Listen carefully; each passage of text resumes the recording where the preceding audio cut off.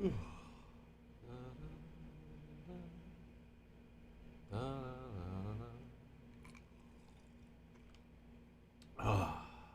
fucking Fugazi.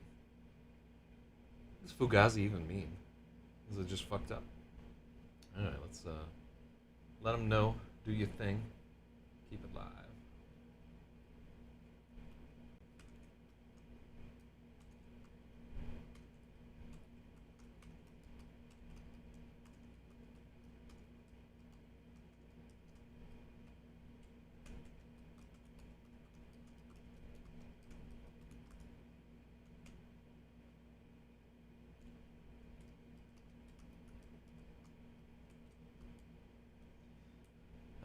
Live Epic Fantasy Novel Edit Day 8. Your comments and edits welcome. Dat RAPAXORIS. Hell yeah. Oh, I'm seeing E equals MC squared up in chat. I really gotta put some work into my fucking Discord. It's like, like nobody goes on there. And I have like this roaring chat happening all the time in my other thing. So hold on, let me get. Where's the streaming chat right in general? Oh, there we go. Right in streams.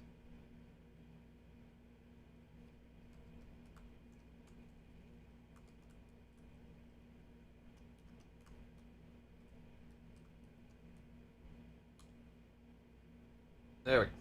All right, so and then we'll just let.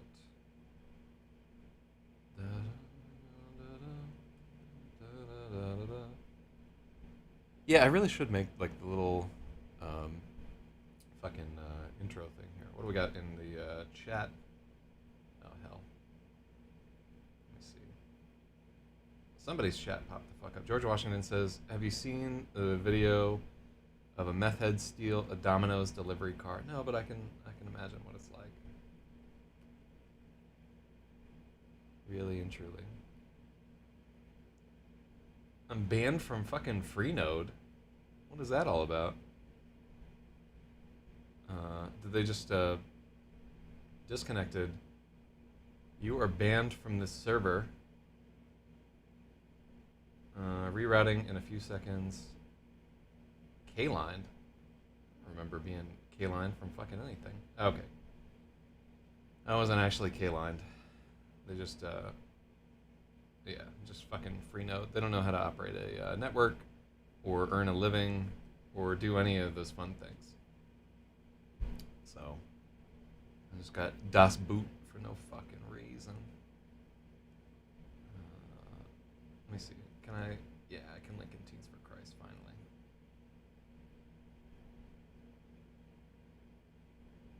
Oh, weird. I don't understand why.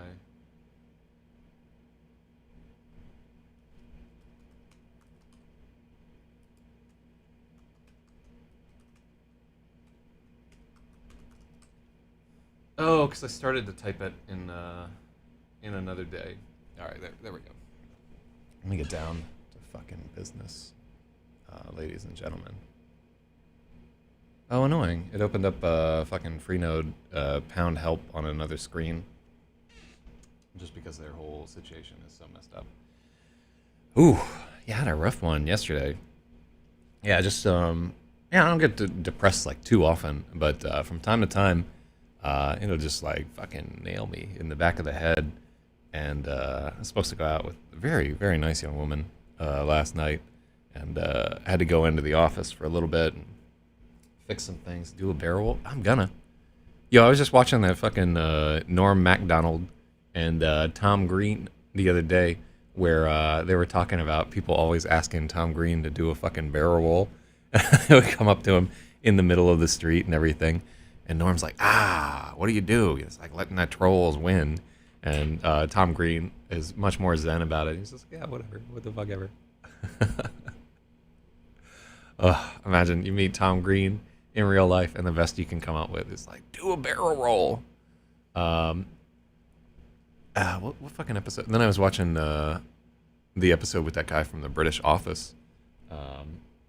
Depression is also caused by vitamin D deficiency. I got diagnosed today with very low vitamin D deficiency.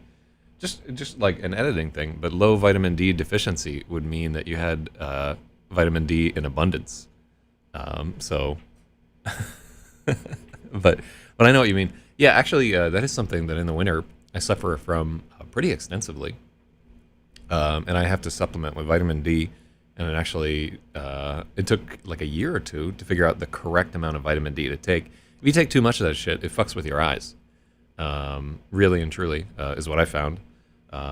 Yeah, there's just like an upper limit for how much vitamin D you can supplement into your diet, and unfortunately, because it's not regulated by the FDA in America, it's just like one of those supplements where it falls into that gray area.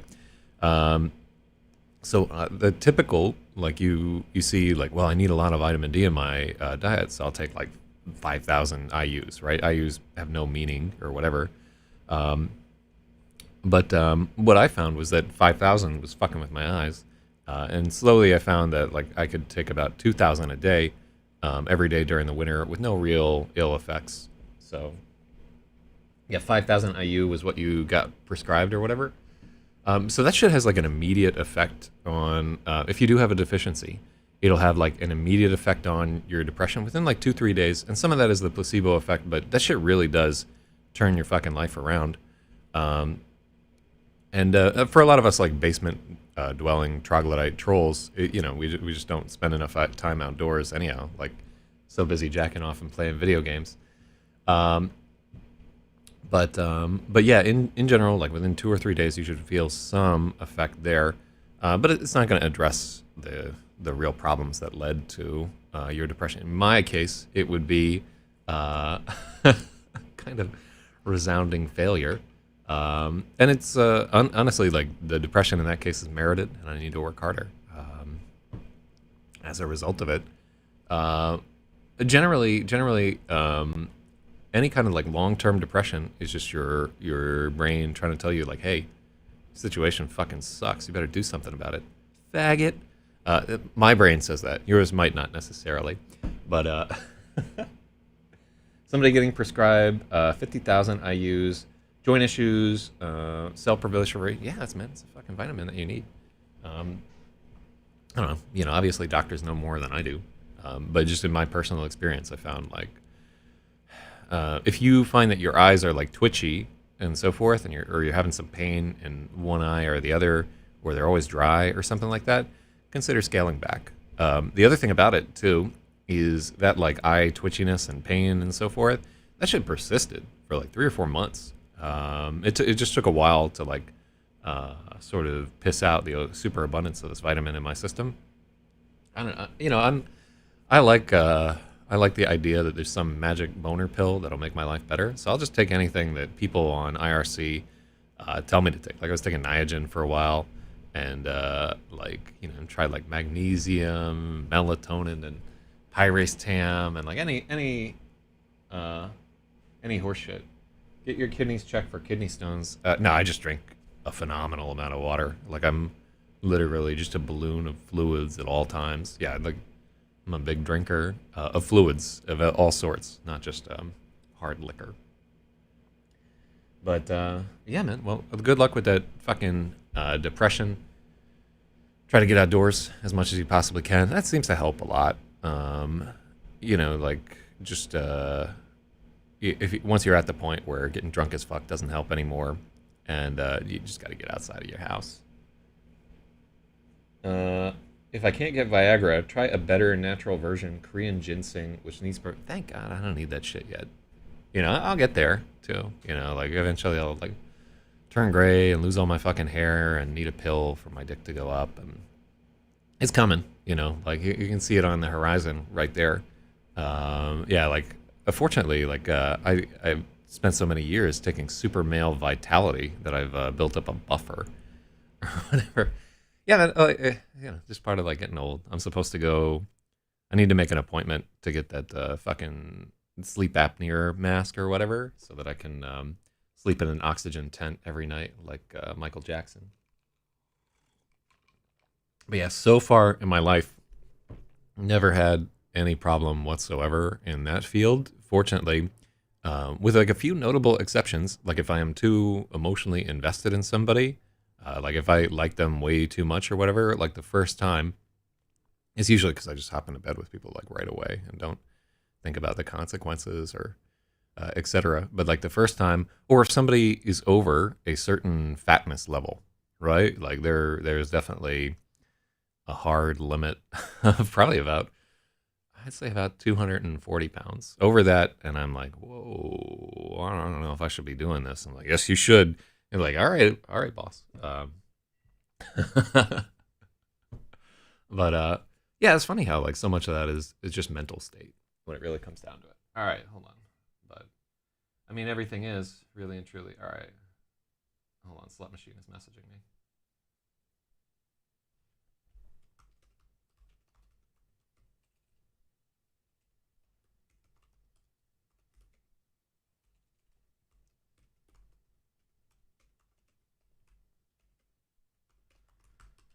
Okay. Well, I'm glad that we could have our old people chat. Let me see. If you're like 20 years old, what should I keep in my mind for future endeavors? Honestly, like people, like anybody putting pressure on you not to waste your 20s or whatever. 20-year-old men are just like among the stupidest creatures on God's gay earth. You will continually fuck things up. No amount of advice that I could give you would be useful in any way, shape, or form because you're the type of person that needs to make tremendous mistakes. Um, yeah, I guess the only advice that I can really give you is like try really hard not to get anybody pregnant if you can help it. Like that's been like the one thing that I've mostly done right, and I've seen the disastrous effects of people who did not follow that advice, and their lives became miserable beyond misery. So yeah, that's I mean honestly that's like the real way that you could fuck up. So yeah, just only date women who are cool with murdering a baby, and you'll be all right. There's Rabborn. All right, Rabborn. We should begin our editing here. So, as Logic requested, I'm going to roll over real quick just what we edited yesterday.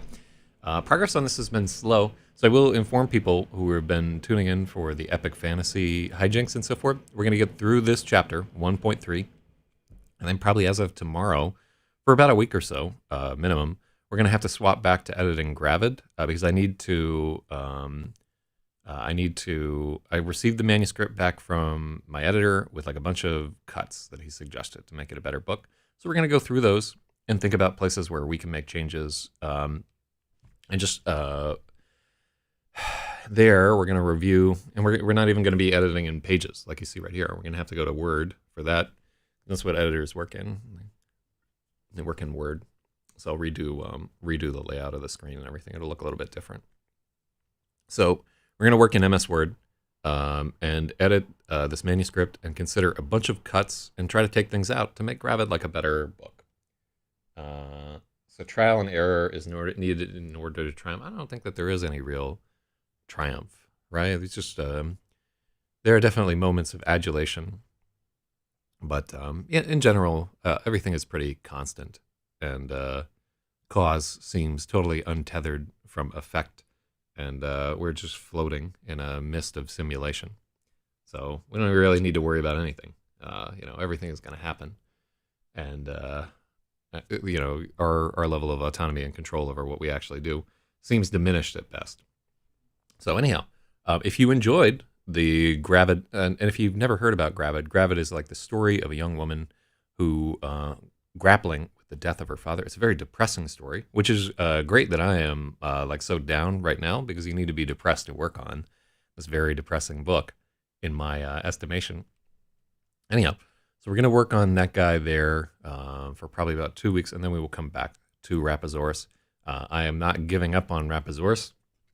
In fact, I'm fucking doubling down that I can make a good novel out of this winding and weaving thing. All right, so what happened in the story thus far? So just catching up. In chapter 1, we meet Revel V. Ramus, a young nobleman who's kind of arrogant and definitely not as good of a swordsman as the guy that's training him. He is rowing this dude out to some island where they're sparring in the middle of nowhere. And we learn a little bit about fish this old swordsman that washed up on the beach one day and can't remember anything. Like he can't even remember his name. Everybody just called him Fish. So we find out about then. Then we go into the fabled city of Laz in the Tower of the Unraveler. And we find our young nobleman, Revelry Ramos, who has been in every scene thus far. He is in a relationship with Arath, the sorcerer's daughter, El Shala. They get it on, and mid-coitus, I don't think they're actually mid-coitus, they're mid-cunnilingus. This young thief named Rigel bursts into the sorcerer's bedchamber and steals a magic orb. And for his trouble, Revelry Ramos throws a fencing dagger, nails him right in the shoulder. Thing goes right through him. And it's been stuck in his arm the whole time he's been making his escape. Like with a dagger jutting out of his arm, he runs the fuck out of the tower and walks halfway across the city with the rain pouring down on him and is suffering continuously throughout. Finally, in the story, he has arrived, and this is this chapter, he arrives into a tavern called the Half King and collapses on the floor begging for help. Like the dagger has fallen out of his arm. He's bleeding profusely. Shit ain't right. And that's the story thus far. And honestly, like as I'm recounting that story, it sounds fucking exciting to me. Like we want a fantasy novel where the readers are in that shit like right away. I don't want like 50 pages of preamble about, in the ancient forgotten times, the Terpinors fought against the Blorkadors. None of that horse shit. I don't want 50 pages of pollen drifting off of emerald dappled trees and so forth. I want a lot of fighting, a lot of fucking, a lot of danger, a lot of excitement. I want like Errol Flynn epic fantasy. And so far we've got that. And as we're going through this edit, I want to maintain that, right? I want to inject more danger, more action, more sex, like more treasure, more titillation, and so forth. Because I know later in the book we'll get to like some laggy parts where it's kind of boring. People are grappling with their feelings and so forth. Fuck all that. We just add more treasure, more traps, and more monsters anytime that happens. Because it's a dungeon crawler. All right, so just one more block, then you can rest. We're going to go... Logic asked if we could like slowly roll over what we edited. So we took like a couple days just editing this part where you find out a little bit more about Rigel's character.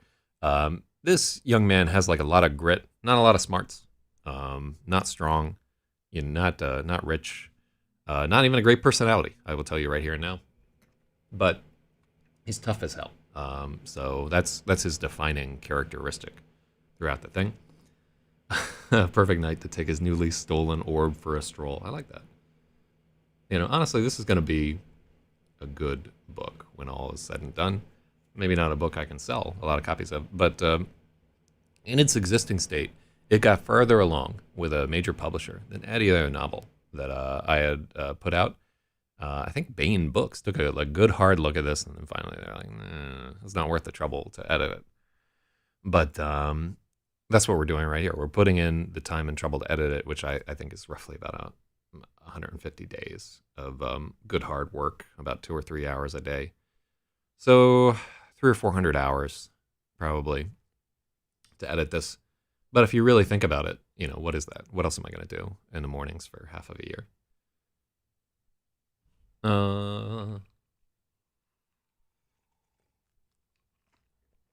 So we describe a little bit here this slum that he lives in called Tinkerton, which is the wharf of this city called Laz.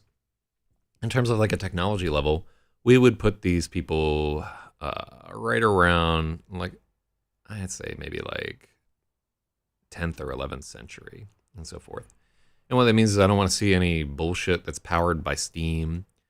I don't want to see any gunpowder or any of that horse shit right there.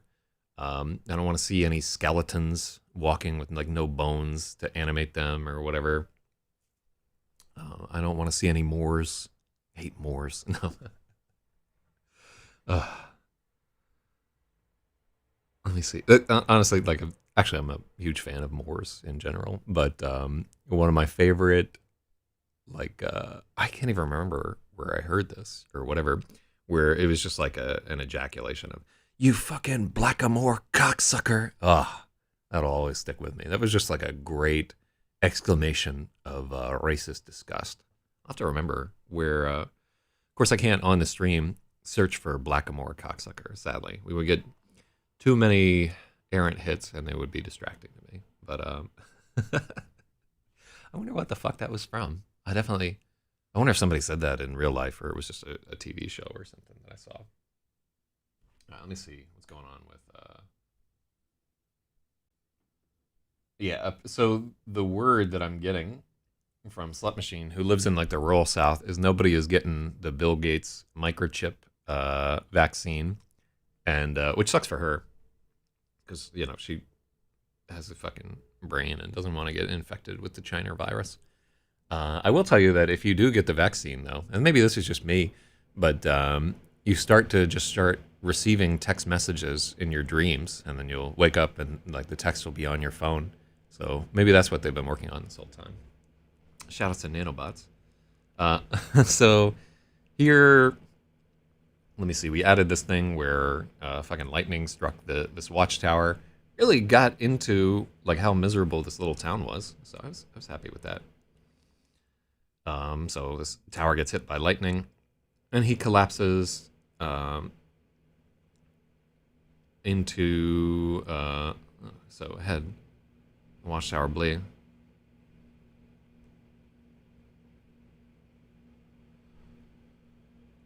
All right, so let's start here.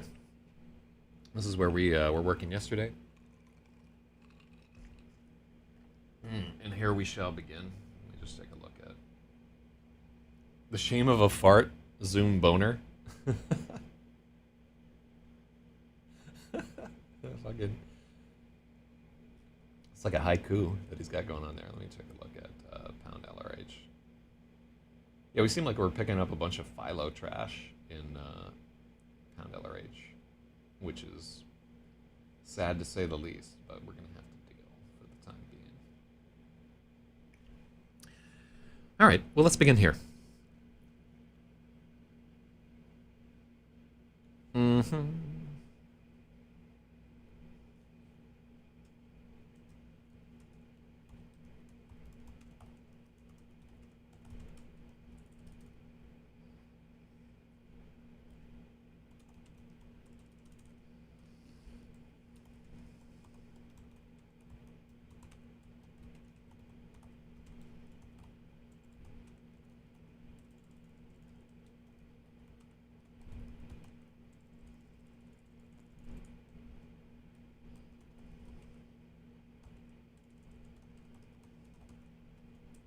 Mm-hmm.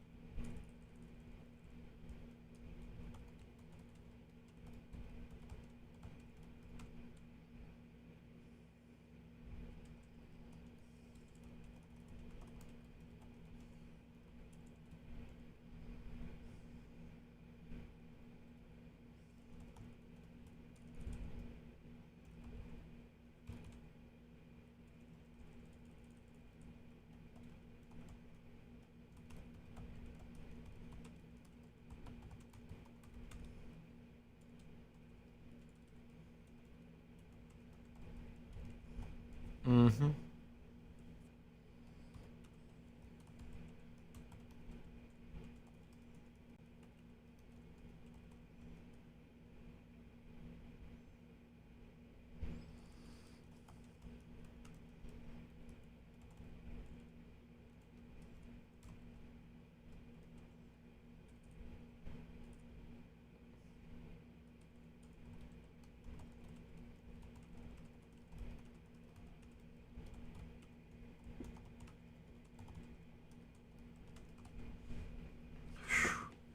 I like that we're frozen on George Washington's statement: "Trial and error is needed to triumph." And like, whew, this process is surely just that.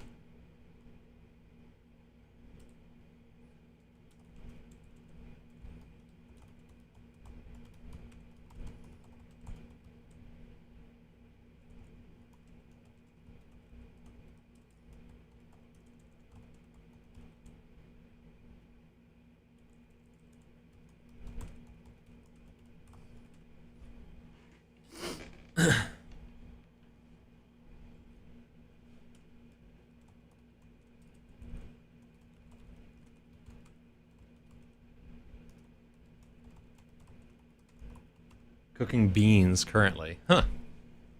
Like fucking pork and beans out of a can, or are they like dry beans that you let stew overnight? Are they black-eyed peas? Like, what's going on with these beans? You got to evoke something with your statement.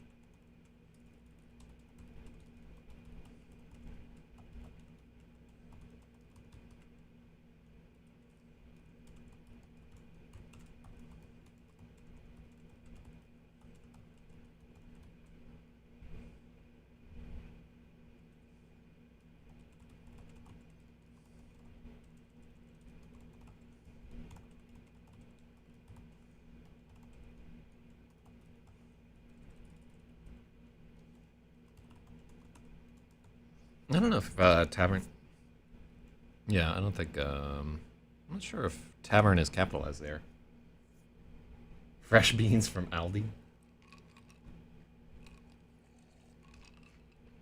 I've never worried too much about GMO shit. It's like every morsel of food that we've eaten since the Bronze Ages has been GMO. We've been selecting for this shit for a long time. We just we're less precise about it before. And really, in a way, even human beings are kind of GMO. There were like significant periods of the development of many different things, where through like a series of slavery and conquering and the Bene Gesserit and so forth, only selective individuals were allowed to breed. Really, like everything on every living creature on Earth is in a continual process of genetic. God, why is my fucking nose so itchy? This nigga eating beans. That's one of my favorite copy pastes. Mm-hmm.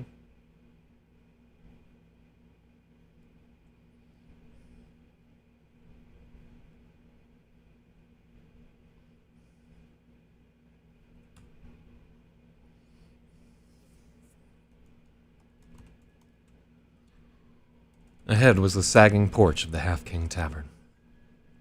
With the very last of his strength. Okay, so let's start reading here. A body lay face down in the mud. Tinkerton. The watchtower blazed like a torch. Rigel. Fucking. That's what we get for unauthorized editing. I think GMOs in vegetables and fruits have to do with water weight, as they charge the product via weight. I really fucking hate that all chicken and all ham that you get and is fucking centrifuge with salt water, so that like you're getting like half the fucking weight in that. I would love in the United States, for I don't know, maybe the chicken is like way less delicious if it's not centrifuge full of water, but I doubt it. I really doubt it. I think it's just a way to fucking rip people off. Yeah, maybe I should do some research on that before I come up with like we need Congress to investigate. But maybe it's way less delicious. But weird. Anyhow,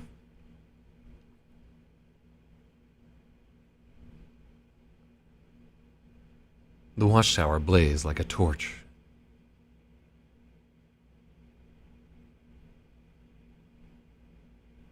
I wanted to use Thunderbolted there. Rigel learned.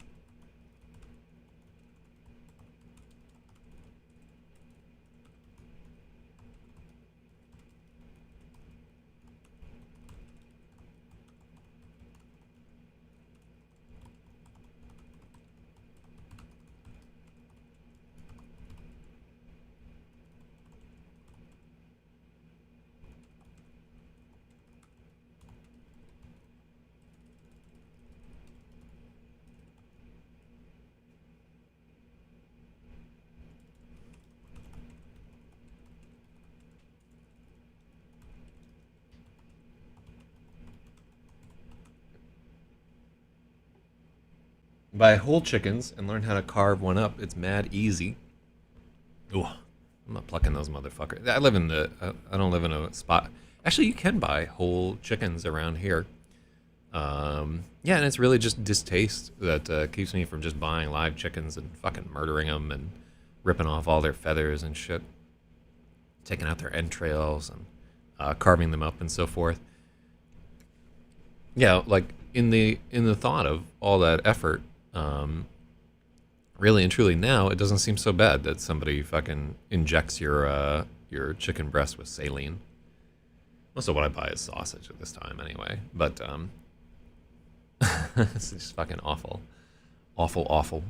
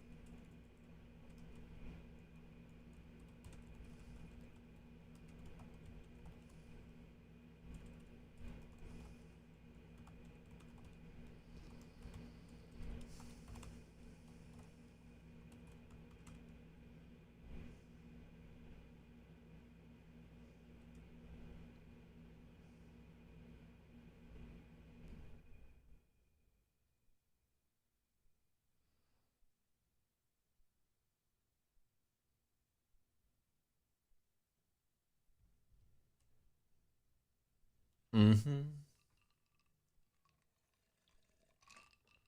Tortured by Moloch at birth. Hell yeah. Let's get fucking Ginsburg up in here.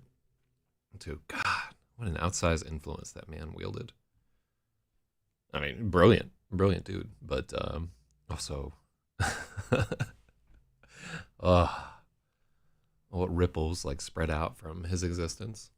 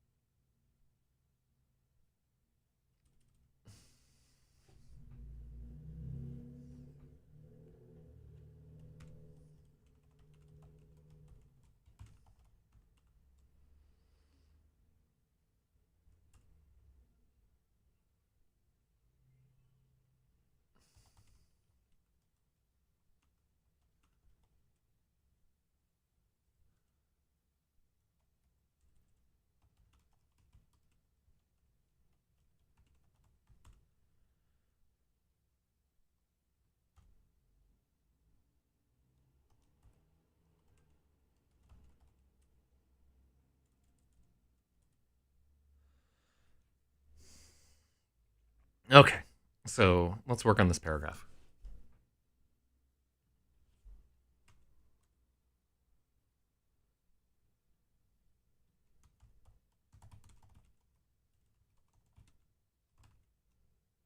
Rigel clutched the dagger and lurched across the square.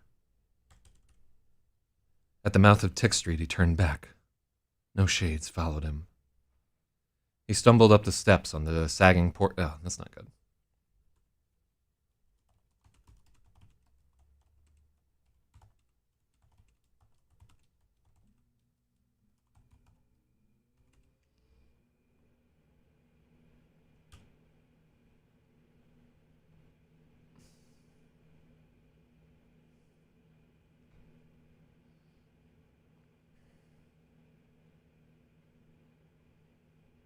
Was once pistol whipped as I was mistaken for being a dealer, but was actually a buyer, and the dealer already left after I got my shit. Mm. Ghetto areas are really bad. I mean, they're not as bad if you're not whacked out on drugs. Just FYI.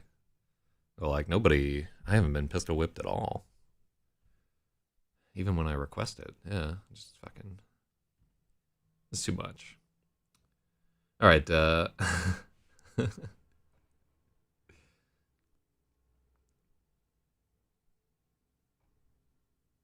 Do they steal your money and your drugs too after they pistol whipped you? Like IMO. If you're at the point where you're already pistol whipping somebody, you might as well fucking rob them.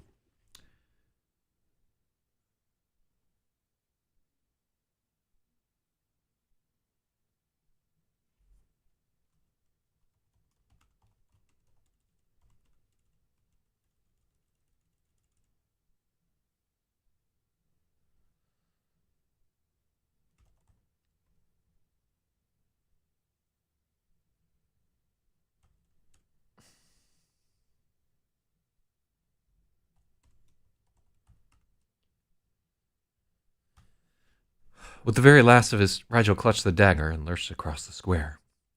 At the mouth of Tick Street, he turned back, but no shades followed. Ahead was the sagging porch of the Half King Tavern. With the very last of his strength, Rigel crashed through the front door. His legs gave out and he slumped against the sticky floor.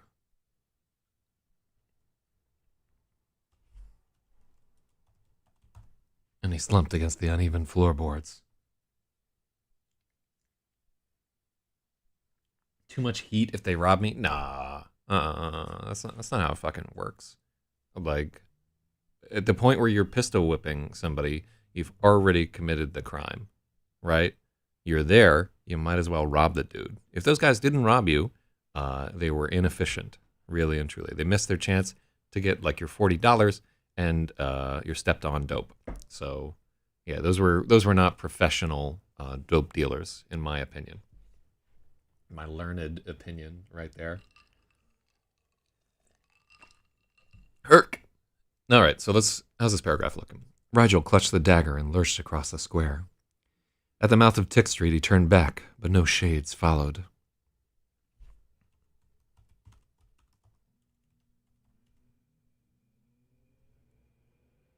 Uh...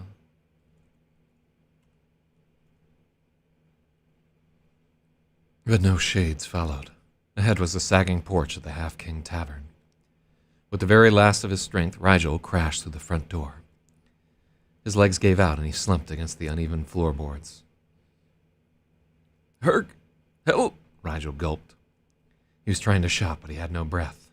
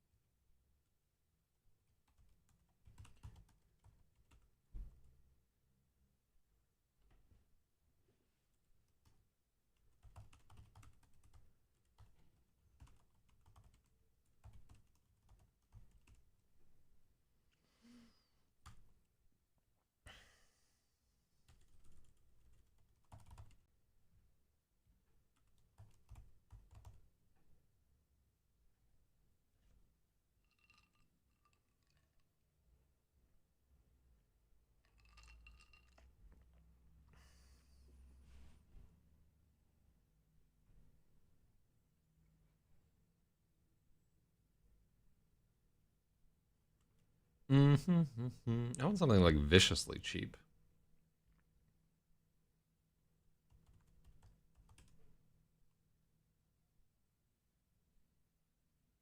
Ferociously. I like ferociously cheap. uh, I think I'm gonna.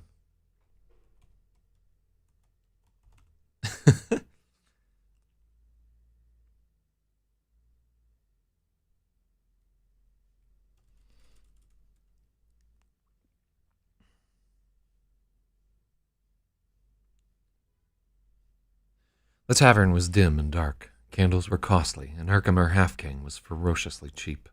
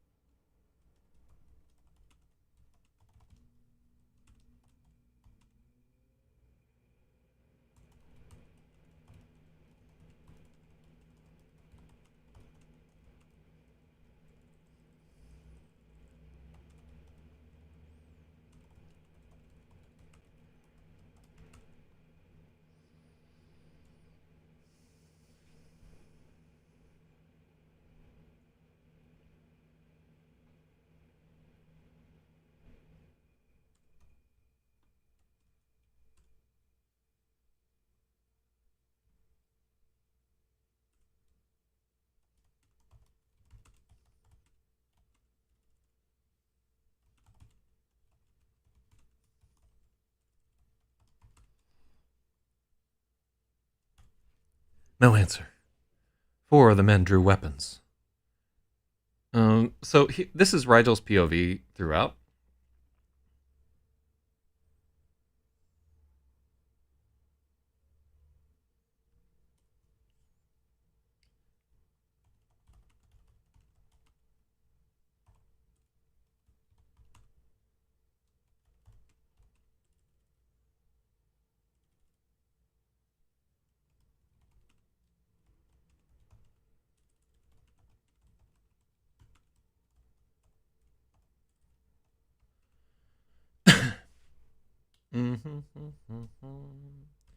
Rigel could not answer. Four of the men drew weapons. So this is an important, relaying that he's a dwarf, that he steps off his stool, like he stands on a stool behind the bar, because he's teeny tiny. 4 of the men drew weapons. Herkimer stepped off his stool and grabbed a steel-capped cudgel from beneath the bar.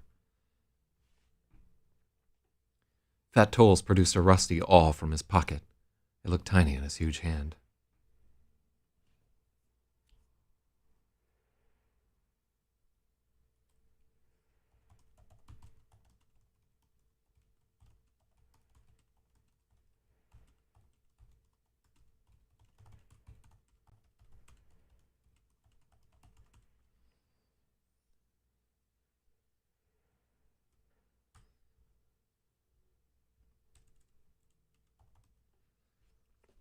Stirs the hook grabbed his namesake from beside his stool. He always kept his deck hook close at hand. The tool was meant to hook cables while unloading ships.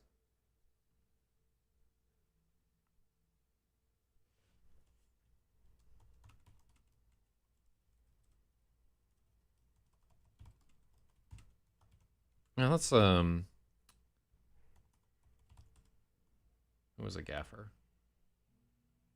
An old man. Let's see. Gaffer.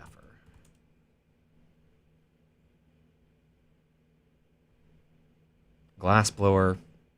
Yeah, see, I knew that it had a few. Likely a contraction of Godfather. Etymology 2. Yeah, see, this is what the baby in the house. Getaver, colloquial, an old man. Britain, a sailor. That's what we want, like, essentially.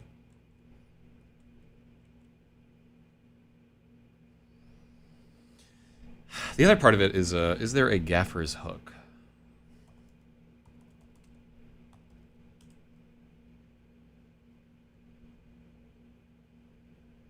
Fish gaff. Oh, well. Yeah, that's what we really want. Yeah, this is much more.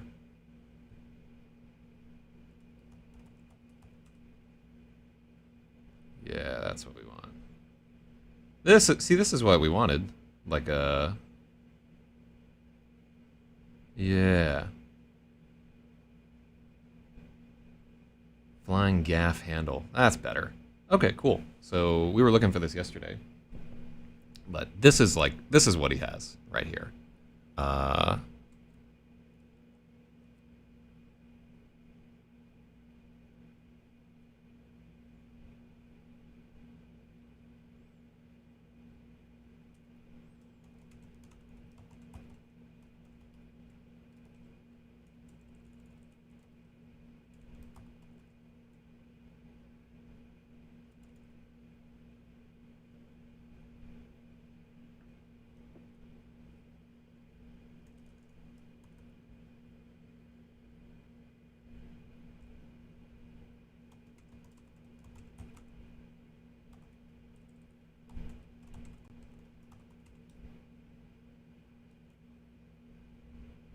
Mm-hmm.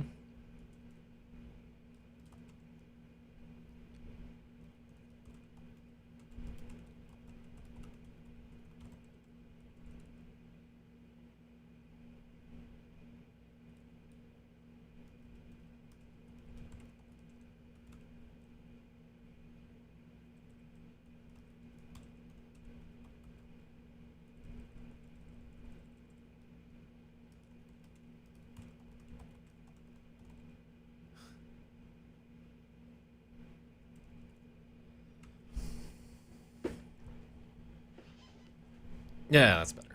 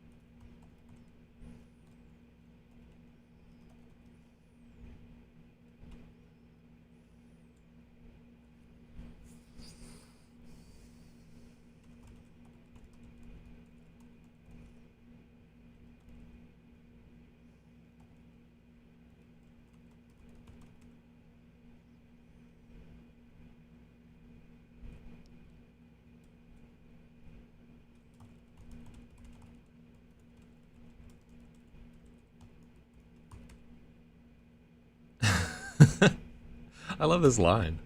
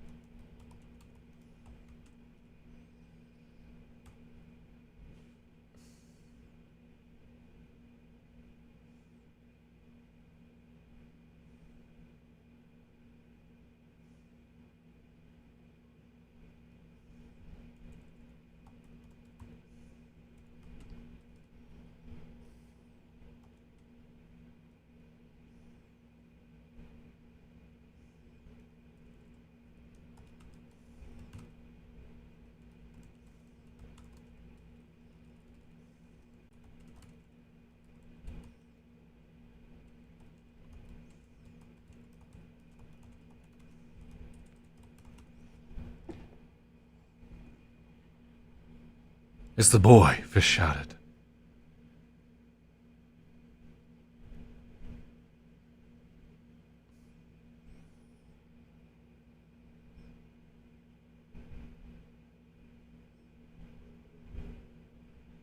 Mm-hmm.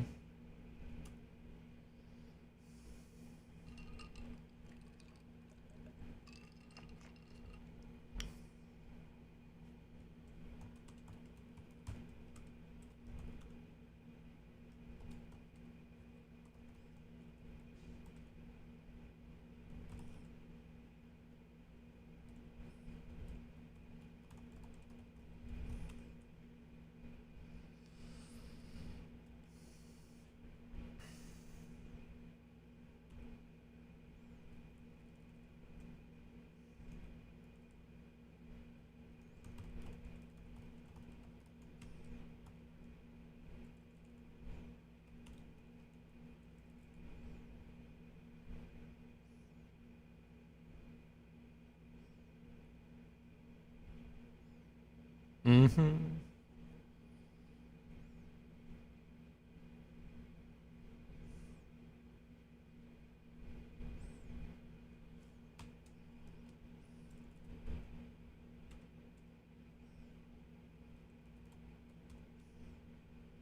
What's the name for that?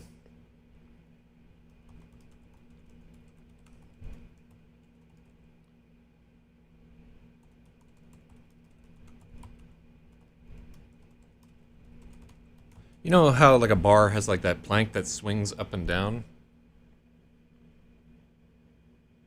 Mm.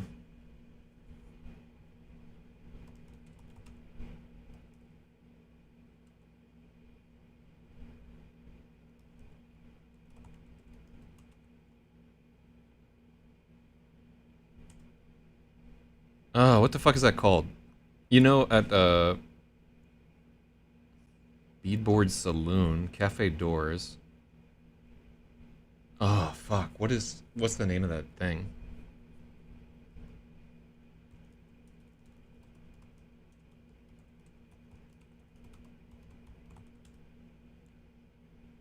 Bar lingo that bartenders should know. Bartending terminology. Yeah, what is it? You know what I'm fucking talking about? Like you got your bar right here, and like there's this little swing door that goes up and down that lets the guy in and out. Ugh. Mm-hmm.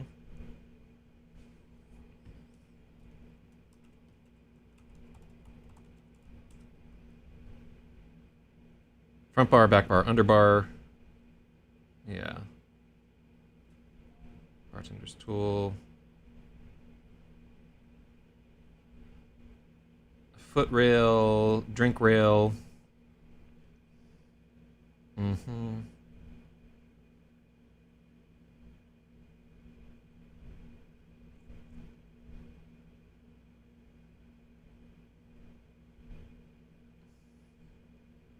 Fuck. Oh yeah, what do they call that little swinging section of the bar?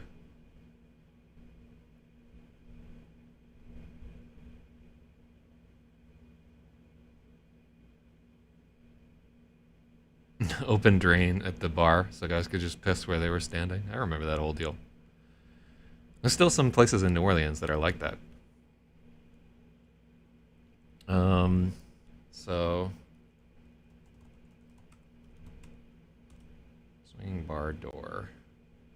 So not these things where they like swing side to side, but it's not a cafe door.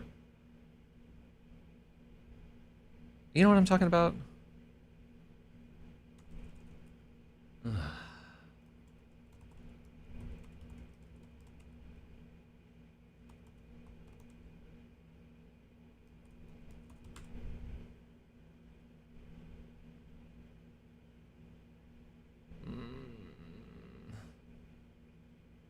Okay, bar counter. Commercial bar layout and design. Blah, blah, blah, blah, blah. Oh, you fucking idiots. Yeah, your site is fucking useless. Not the saloon door. Yeah, not like saloon doors that swing like side to side, right?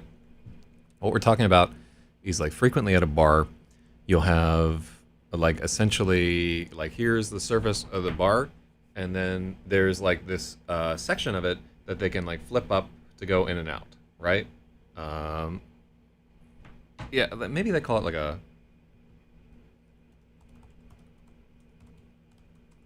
Yeah, it's like a swinging countertop, swinging bar countertop. That's what we're. This is exactly what we're looking for. Yeah, yeah, exactly that. Where you get in and out. Mm-hmm. And flip up. Yeah. Counterbalance hinge countertop. Yeah.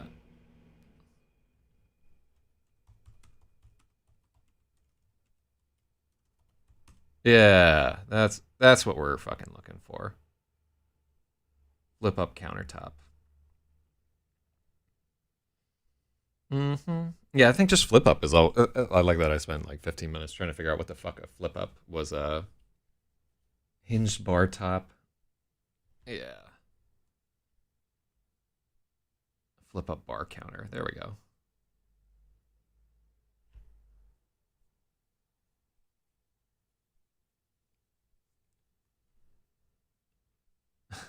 And it's just basically so that we can say he's short.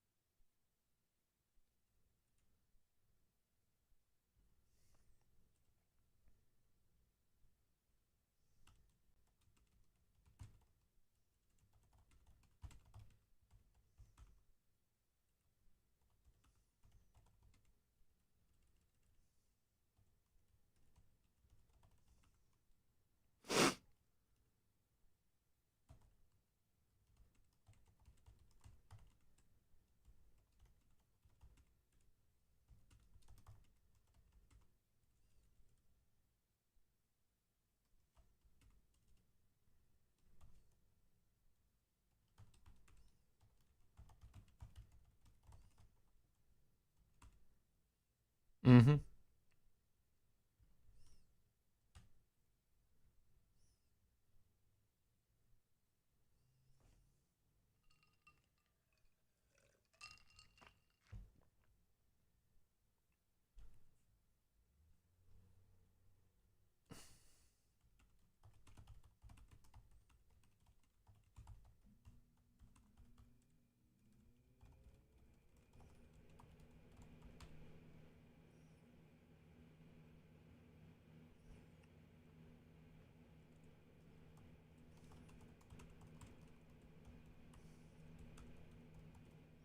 No, so I think it's just a.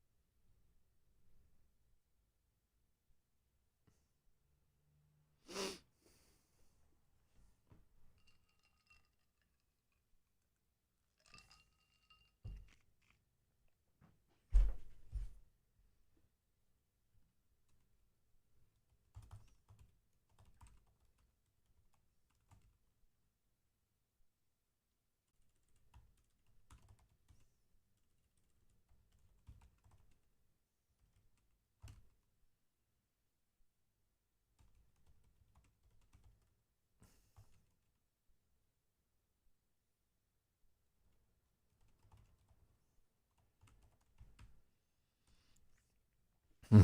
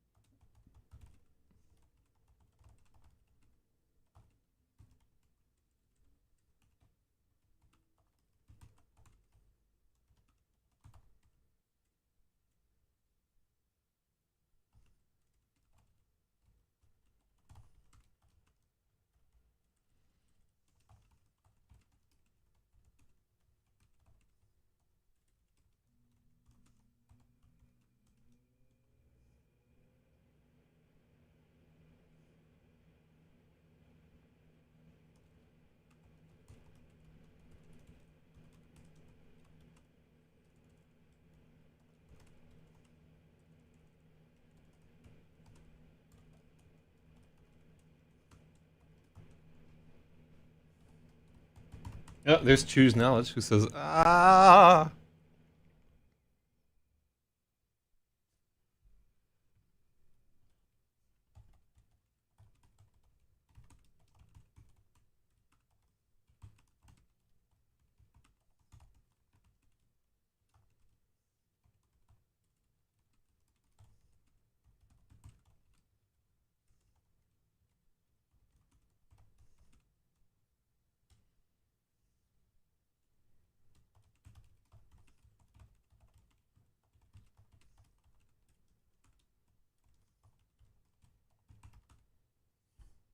Really awake at this, people. Always good to see you writing up in here. Yeah, man. Like every day this week, we have put in 2 to 5 hours. That's ridiculous. I looked at how long we had spent writing this motherfucker.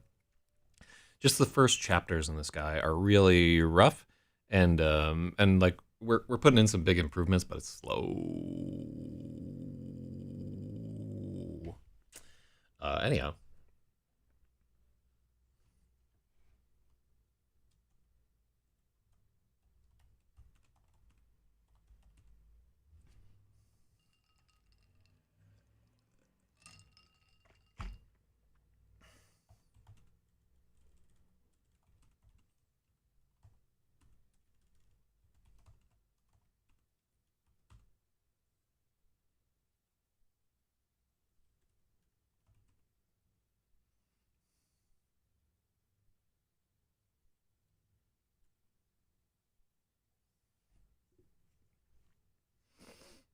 Mm-hmm.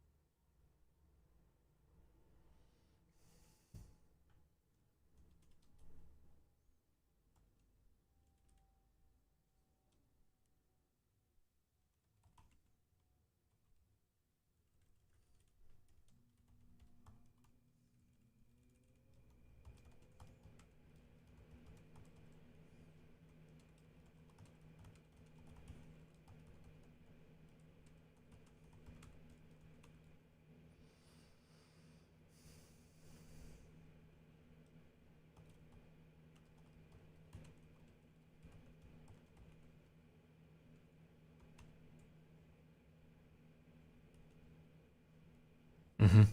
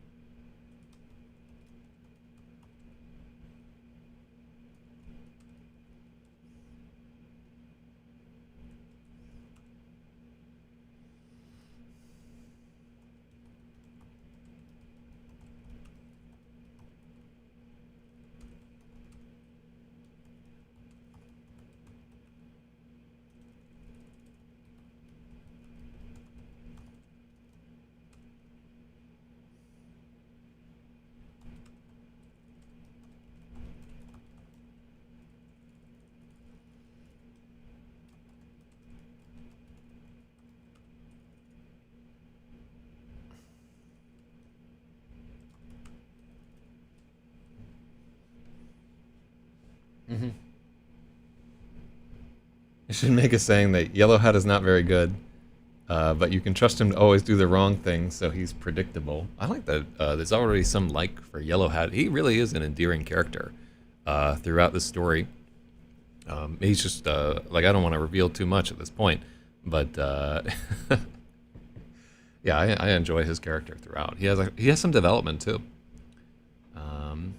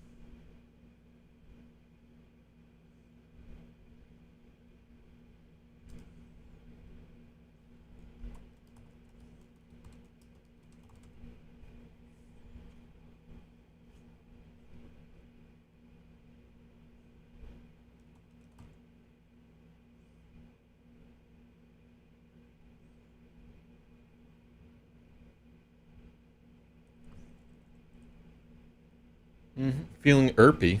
Go lay down a bit. What is irpy? I have no idea what that is. It's a new terminology for me.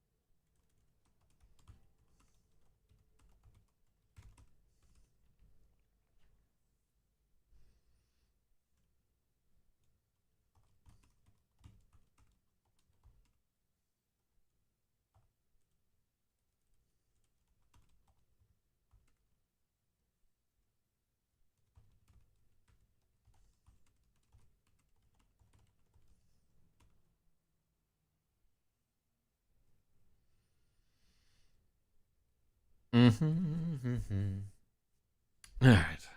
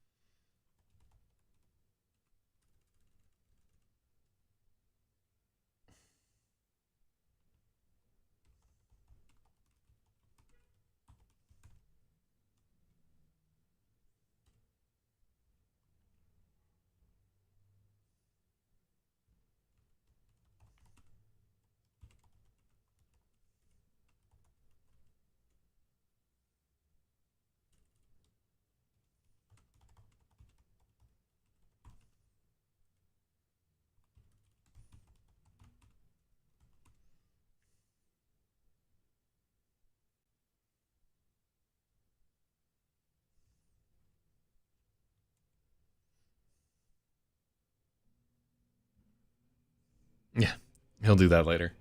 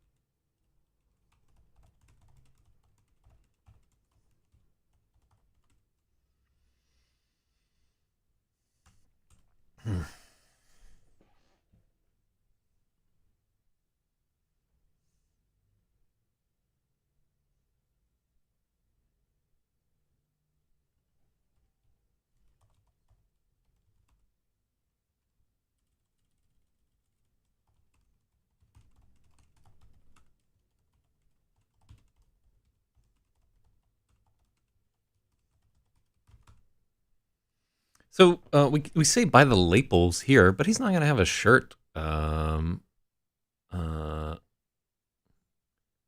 Yeah, he wouldn't have a shirt with fucking labels. It would just be like a fucking garbage bag of a rough spun. Yeah.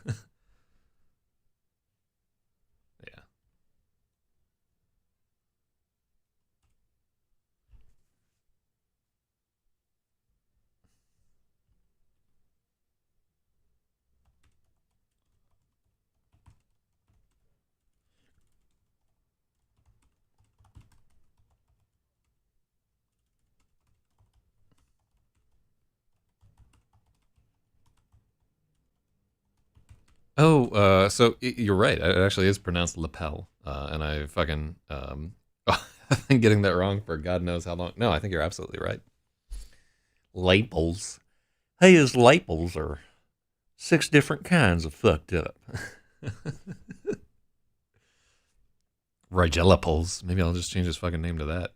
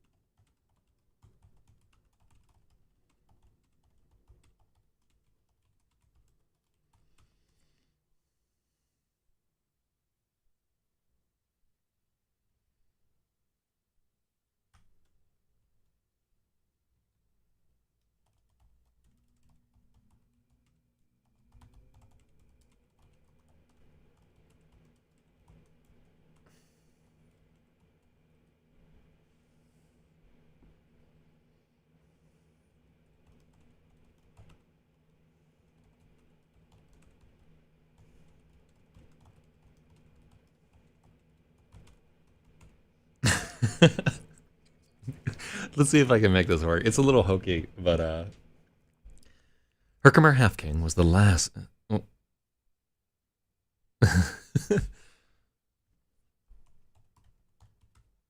Herkimer Half King was the absolute last person Rigel would pick to be the last person he ever saw.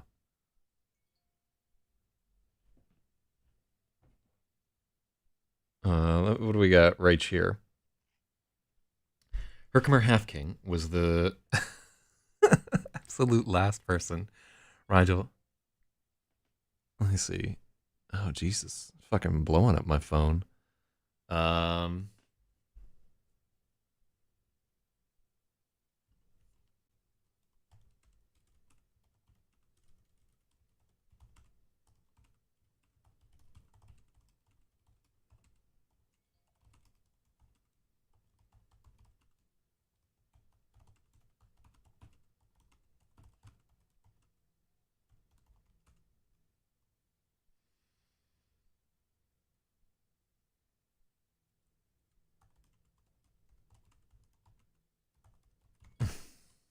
Jesus, shut the fuck up, phone.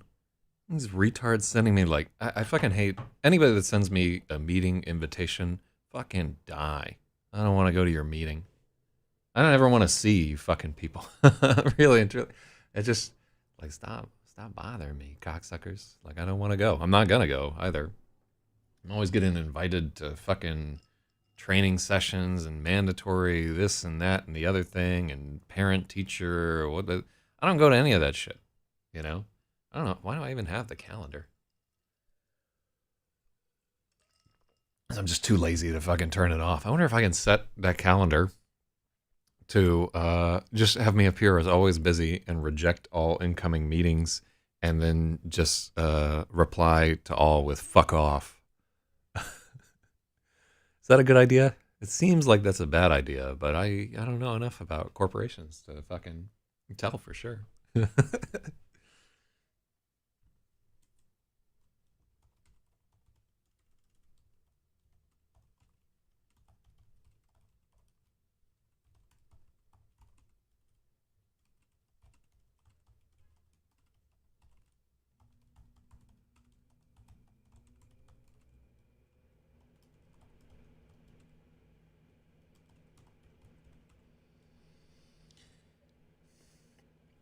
This is kind of hokey. I like where it's going.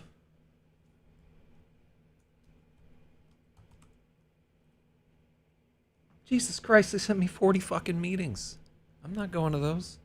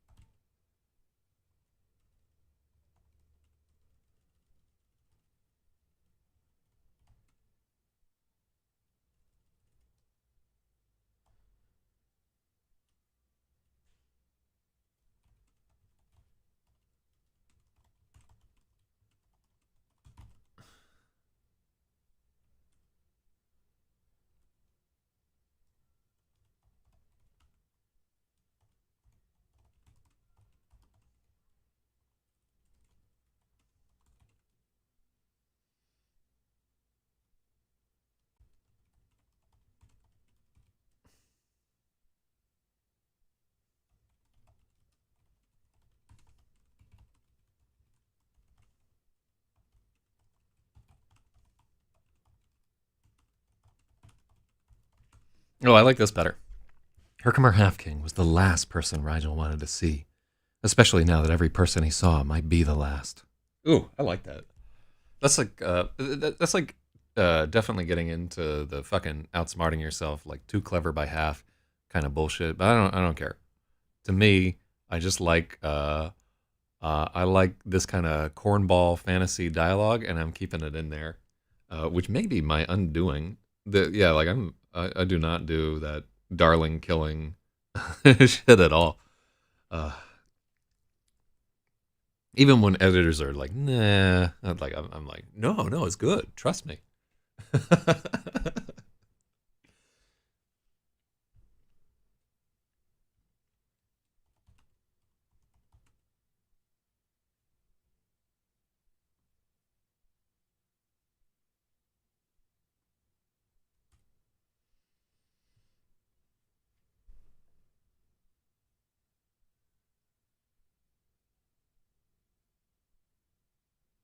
Hmm.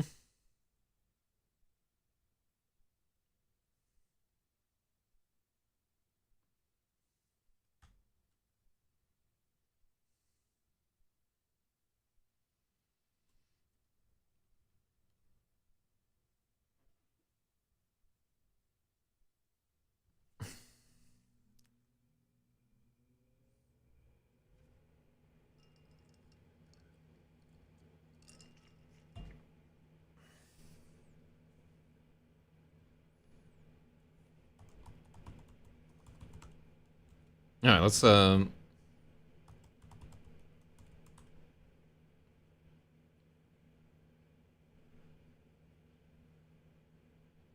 look at Charles Lane right there.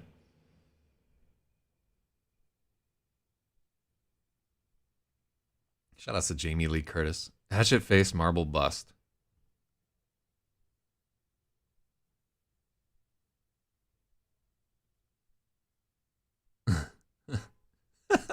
So that's what a hatchet face looks like. Oh, it's in the Rijksmuseum? Neat.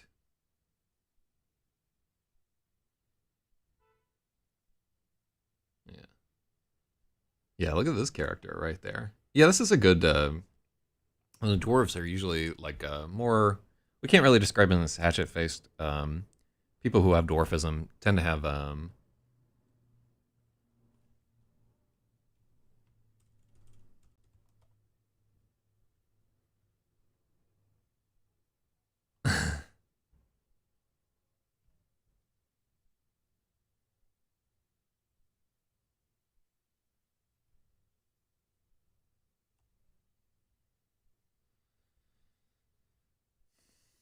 mm-hmm.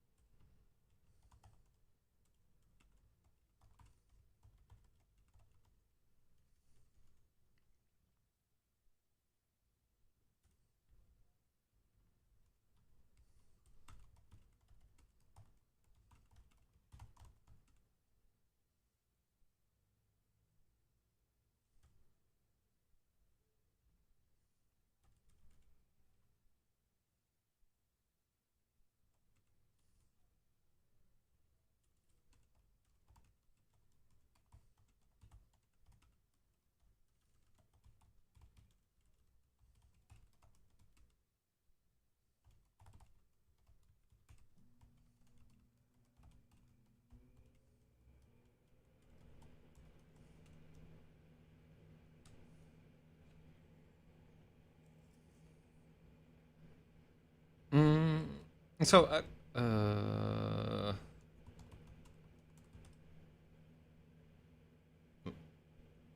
let's see. What do people think is a cruel?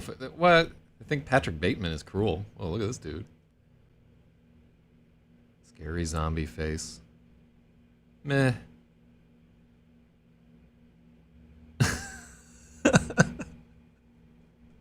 What a look. Oh, he doesn't seem too happy about taking a mugshot. Yeah, these are like a little too caricaturesque. Cruel and nervous Stockman.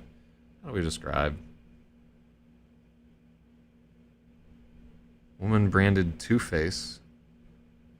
Yeah, that's a rough one right there. Anyhow, I'm not really seeing it right there. Minced?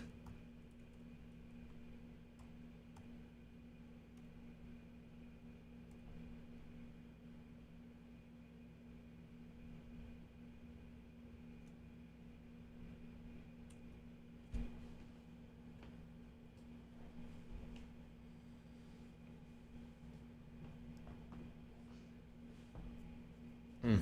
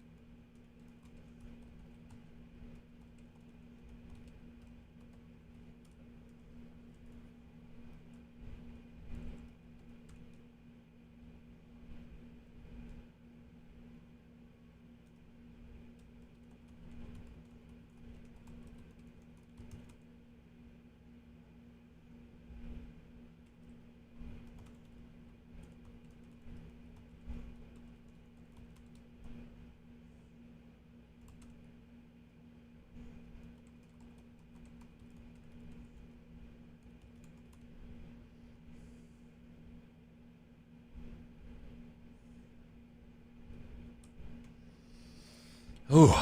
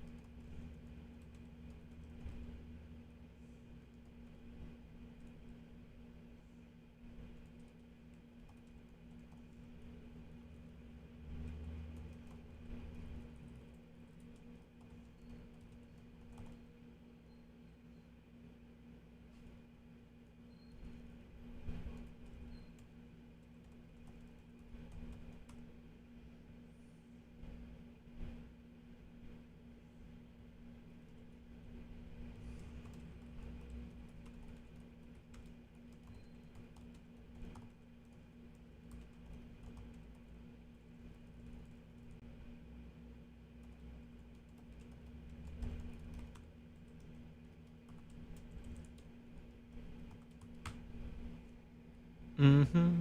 Mm-hmm. Fucking guest post proposals and so forth. God. Ugh. I would love to get some email that was like some good news once in my goddamn life. Ugh, it ain't happening though. Not today.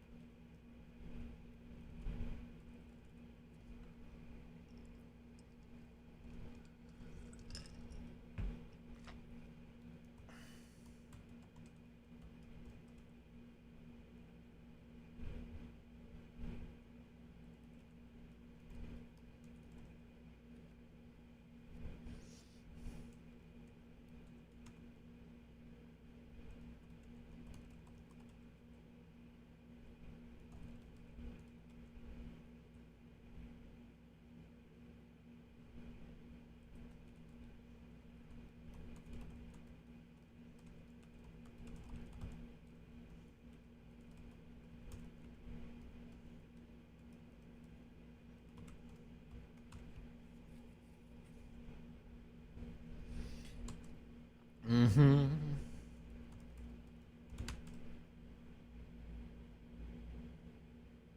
Okay, two M's. Inadmissible.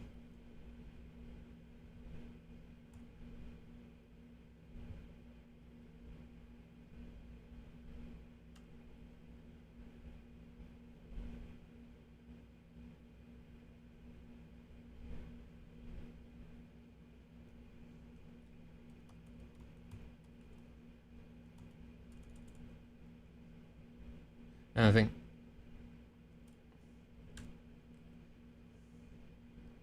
cool. I like that. I like the phrase immiscible inks. So immiscible means it's used specifically in pigments. It means pigments that will not join. And a lot of like the paintings and stuff that I worked on were based on this principle of immiscibility. I selected paints that like took a lot of effort to mix their colors and so forth, so I could get like crazy bands of color and so forth. I gotta paint something this weekend. I should do like a RAPAXORIS intro painting, like the ones that we had for Gravid and so forth. Put together some music and stuff for that. Maybe I'll work on that a little this weekend, or in the next 2 weeks, because we're gonna take a break off of RAPAXORIS, just FYI, probably starting tomorrow, and try to get through Gravid. 'Cause I need to get it back to the editor. I also need to pay him now that I'm thinking about it. But I gotta take a stab and see if it's worth doing, and then get it back to the editor. Good God. Let's see. Yeah, very, very uncertain about the prospect of working on Gravid. The I haven't been through the entire edit so far, but yeah, everything I do is so hard. I shouldn't complain about it, but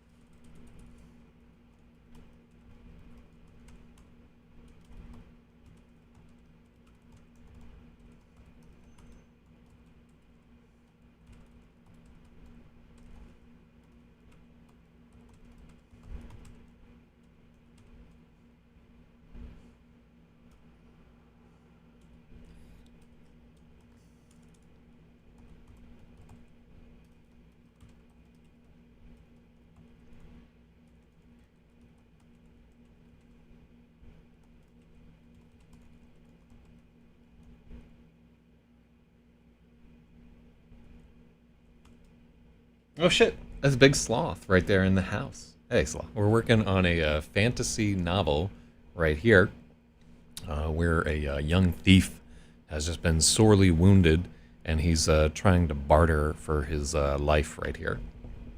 It's gangsta shit.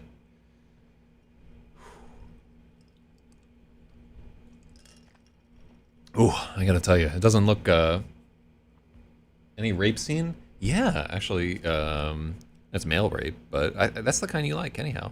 Yeah, so that happens a little bit into the book, and it's usually a good bet if it's one of my books that there's some kind of rape scene in it, which is sadly true. I don't know why, but yeah, there usually is something to be had. Great. I like that there's a certain percentage of readers where they're like, oh, okay, yeah, where's the rape scene? Ugh.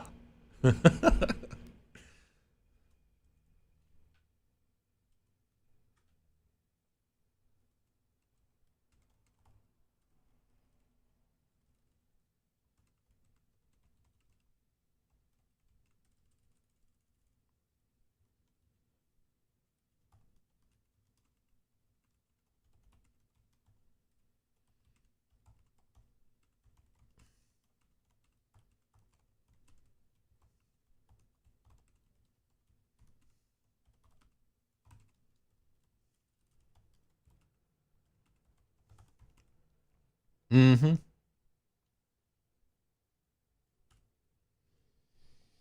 Rapasaurus, Rapasaurus. Du.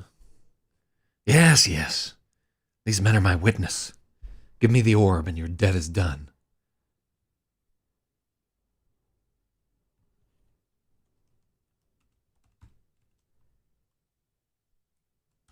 Half King spread his palms wide, as if this was all a noble gesture.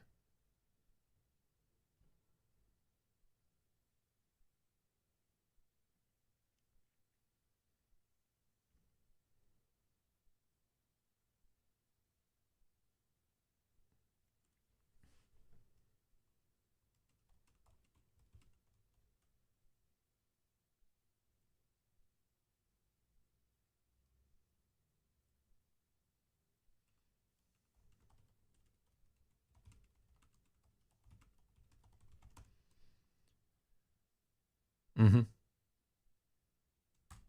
Half King spread his palms wide, as if this were all a noble gesture.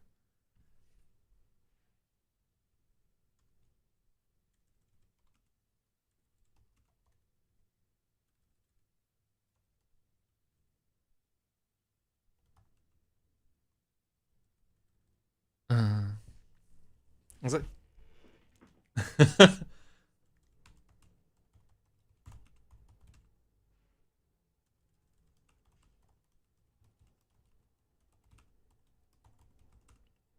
As if this were some noble gesture.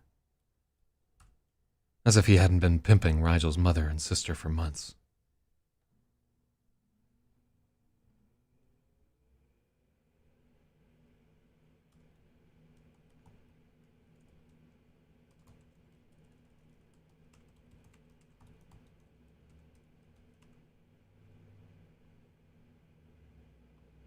I need a healer, Rigel demanded.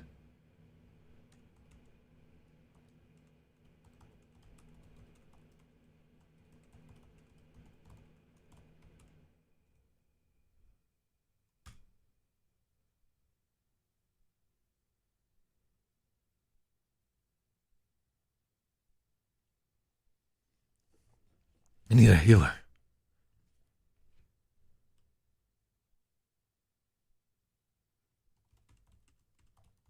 Give me a healer, Rigel demanded.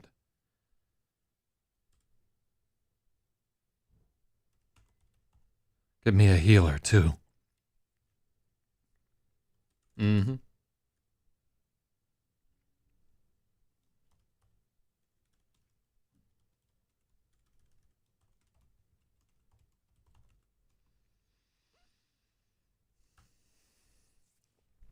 That wasn't our deal.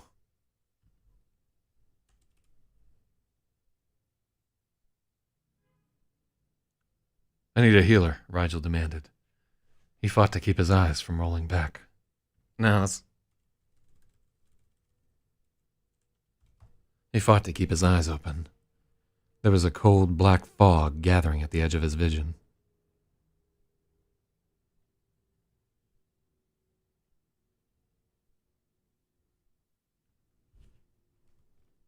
At the edges of his vision. edges needs to be plural there. Even though it's really only like I guess the vision is kind of like an oval, but because it's binocular vision, there really are two edges, and they're just overlaid in the mind into one.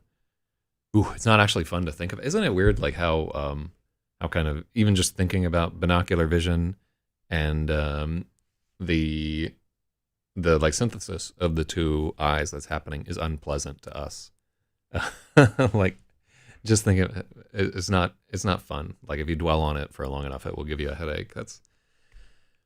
It must have been pretty fucking difficult for evolution to rig this shit together. God, but what a fucking triumph it is. How like amazing is the ability to see and just distinguish like so many different little things.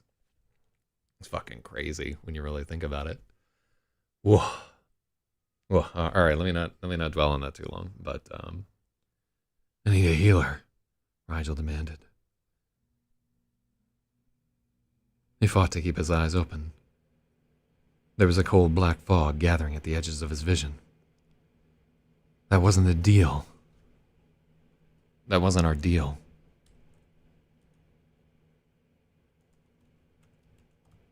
That wasn't part of the deal. The Half-King had a shrewd grin.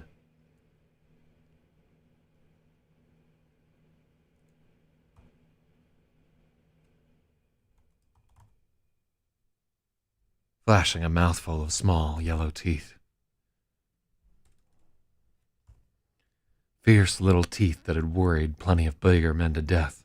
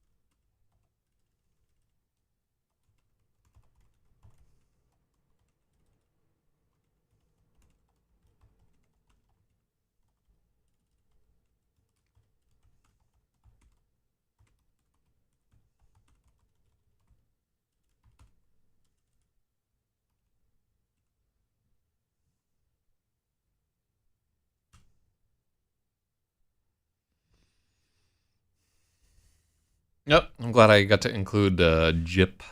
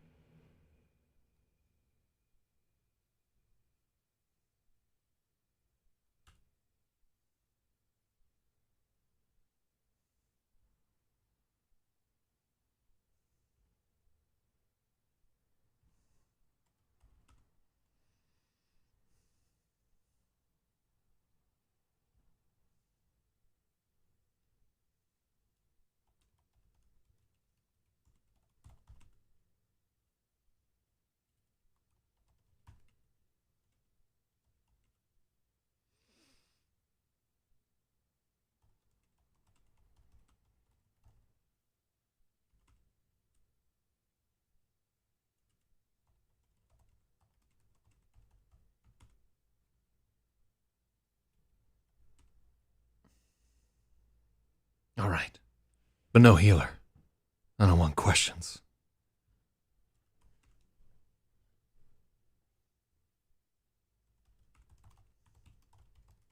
Too many questions. You still holding that dust I sold you, Fish? If you want to waste it on a boy, that's on you. I'll dust him.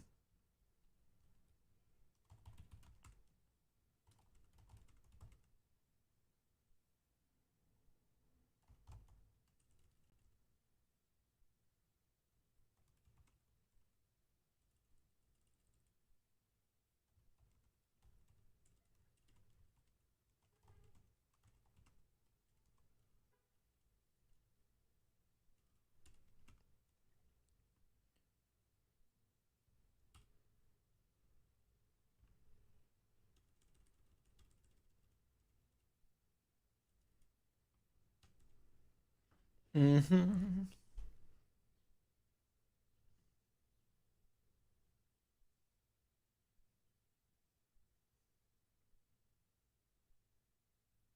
Irk, he's just a boy. He can't take the dust.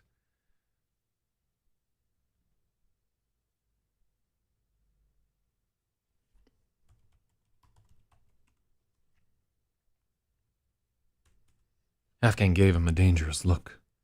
The bard was too keen to remember how deep he was in Herc's pocket. Are you going to pay for his healer? I didn't realize you'd come into money. Maybe you can pay your owe while you're at it, bard. So Bard wouldn't be capitalized there.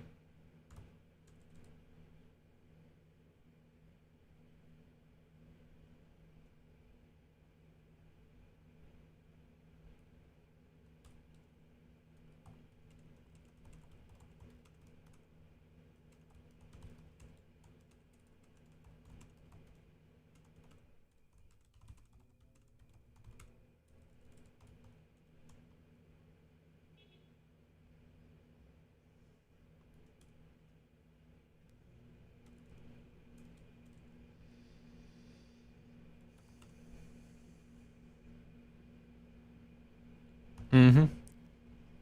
Yeah, and then, so Bard is said contemptuously / sarcastically there, so that's why it's italicized. Why did I say italicized like that? That's fucking ridiculous.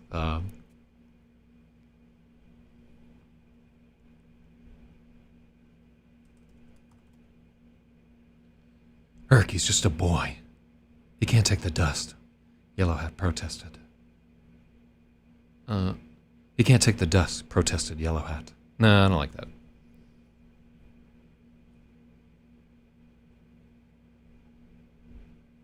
Are you going to pay for a healer? I didn't know you'd come into money.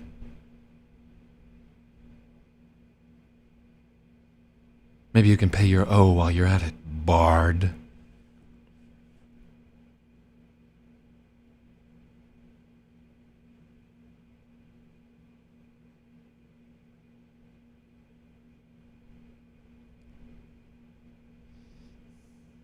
Let's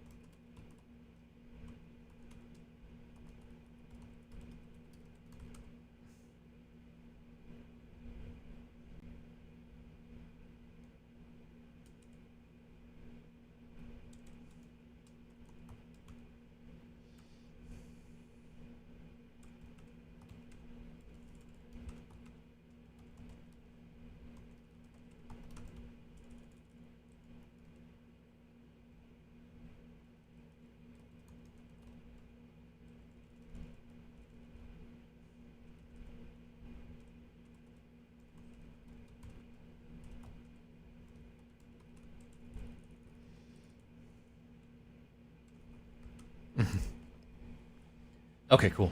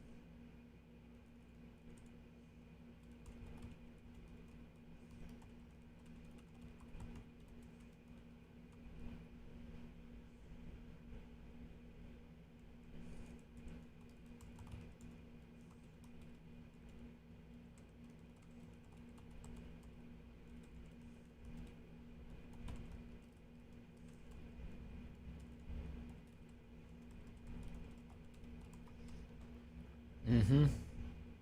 Cool.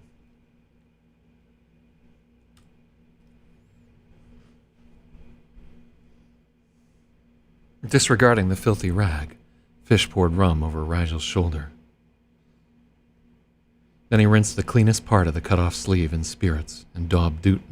look at this alliteration that totally unintentional. I'm just so used to doing it at this point.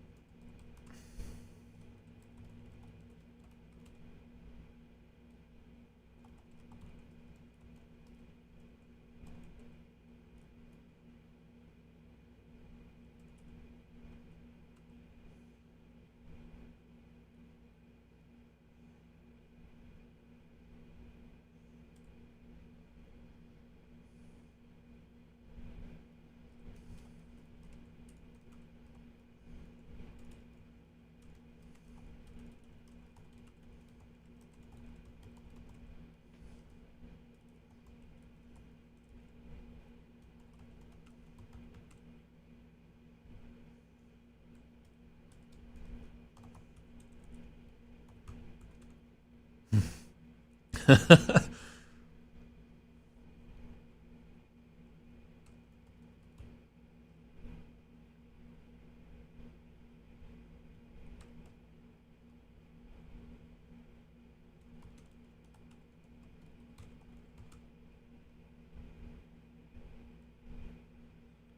like that he's whining about how pricey the fucking rum is. Yeah, these are like neat little character notes. He's not a sympathetic character at all in this one, but you don't have to put up with him for long.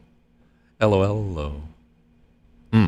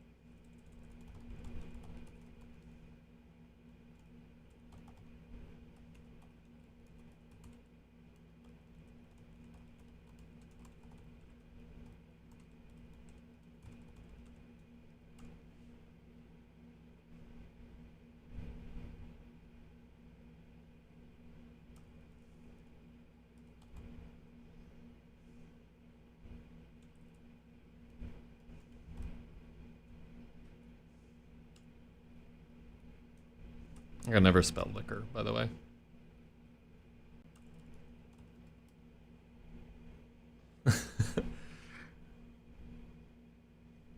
Rigel's eyes shot open as the potent spirits began to burn. Ah! He's awake, Herc cried.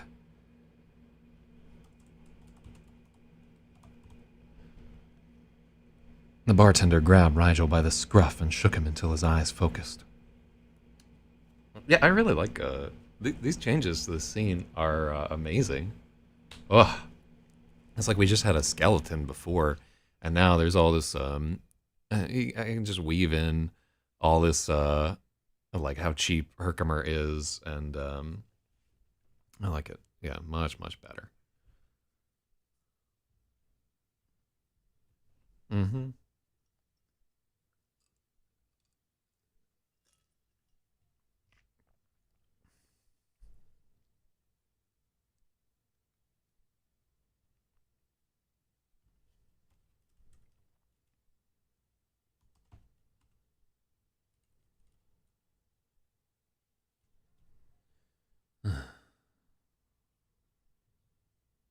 So, growled is almost the word that we want here, but let's look for corrected. He's like reproaching him.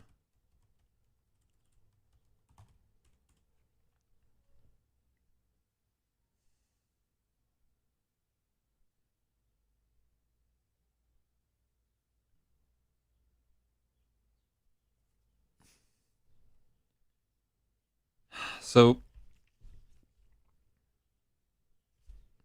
admonished is close. Oh, rebuke is probably better.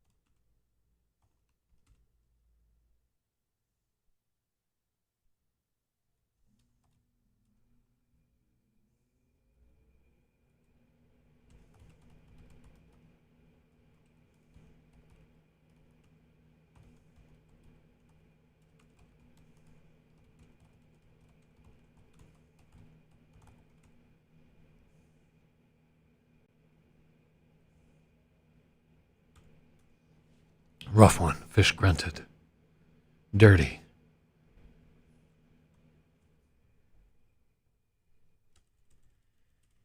Too high up to take the arm off if it festers.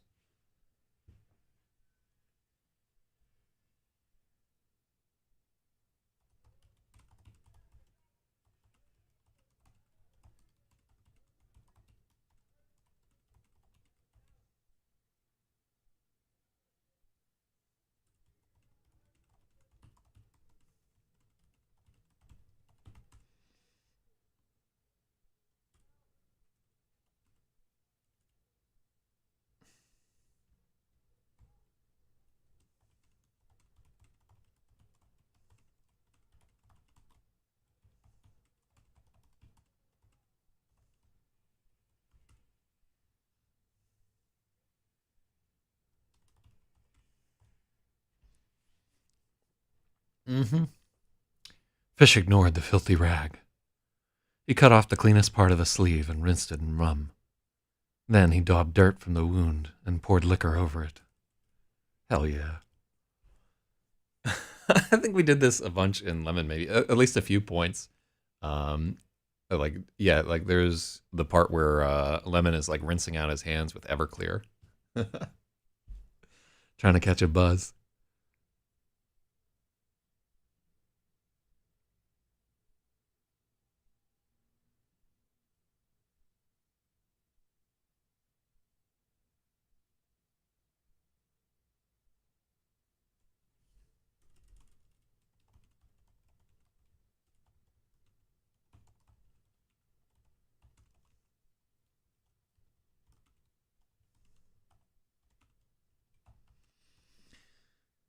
So one thing I don't like here is if we use began to burn, you get the idea that like the liquor is actually on fire. Um, but stinging is like if you've ever had like liquor poured on a wound, it's not stinging, it's burning. The potent spirits began to burn. Rigel's eyes shot open.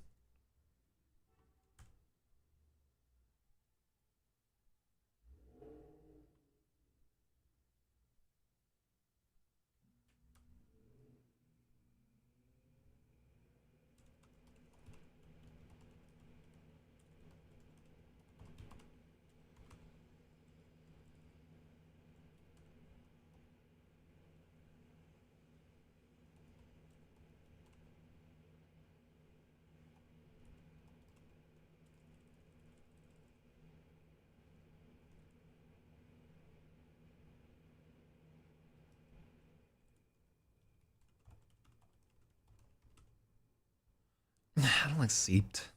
Um,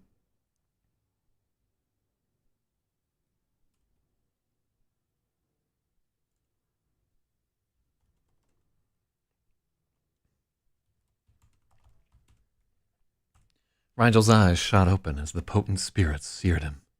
Ah!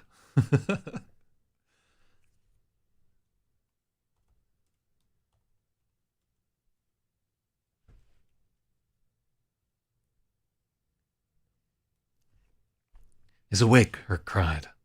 The bartender grabbed Rigel by the scruff and shook him until his eyes focused. Herkimer Halfking was the last person Rigel wanted to see, especially now that every person he saw might be the last.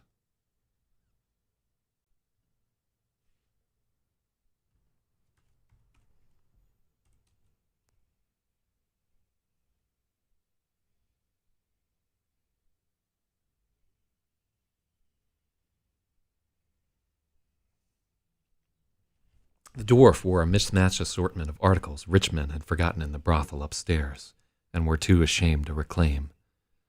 An unfashionable fox fur jacket came down to his knees, and a tawdry belt of checkered snake leather cinched around a stain.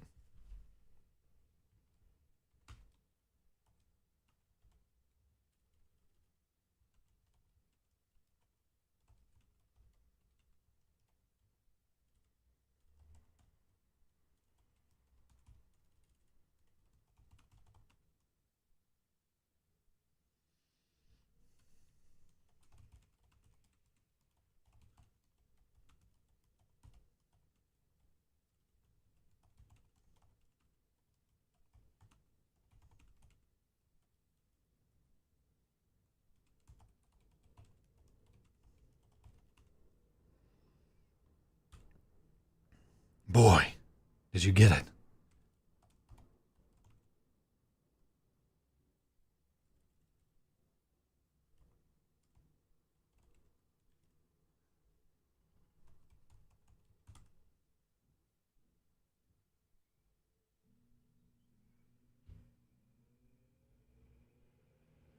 Arrogate. Yeah.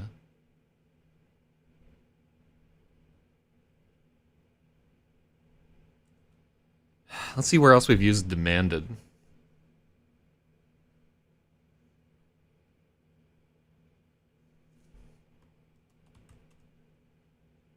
Help.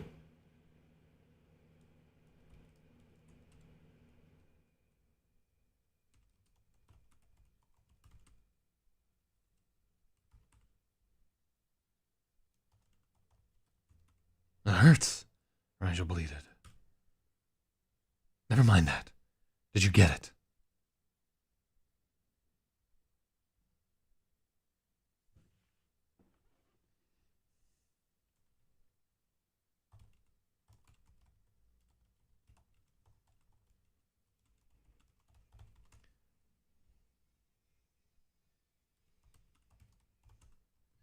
He'd nearly forgotten what this was all about. Rigel blinked. He'd nearly forgotten what this was all about. Oh, I do so much blinking in my stories. He reached into his pocket and held up the orb. Held up the stolen orb. Faint blue light glowed between his fingers. Inside the crystal sphere, pearlescent clouds of blue and indigo billowed, like immiscible inks. Ooh, give it here.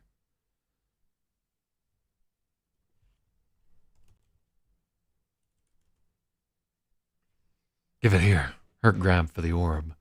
But Rigel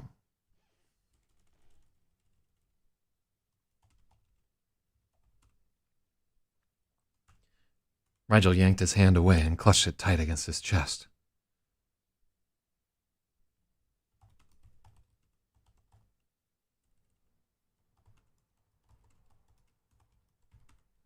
Rigel yanked his hand away and clutched the sphere tight against his chest.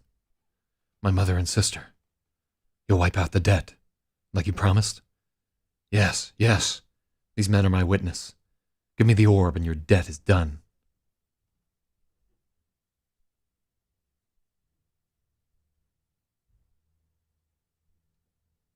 I like sphere better.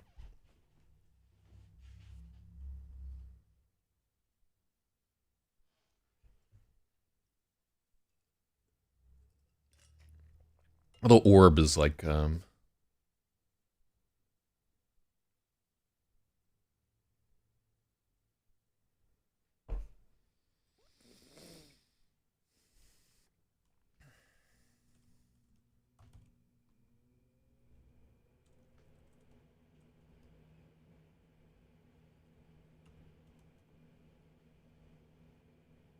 Give me the sphere. yeah, I just think that sounds more gangsta. Give me the sphere, boy. I would totally like bump my head to a techno track where somebody's like, Give me the sphere. Sphere, sphere, sphere. fucking trance.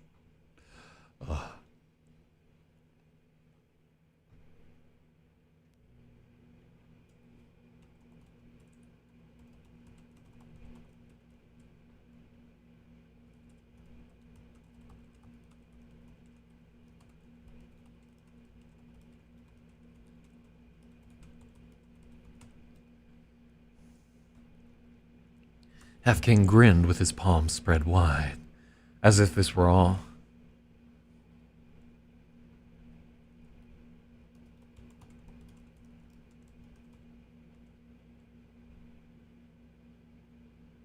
Half-King spread his palms wide, as if this were all a noble gesture, as if he hadn't been pimping Rigel's mother and sister for months.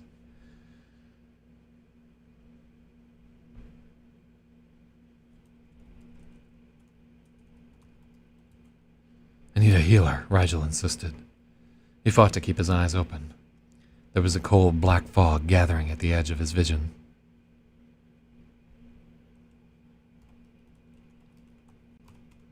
inside his head.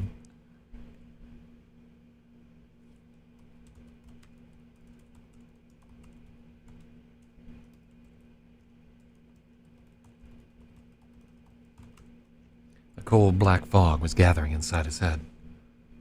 That wasn't part of the deal.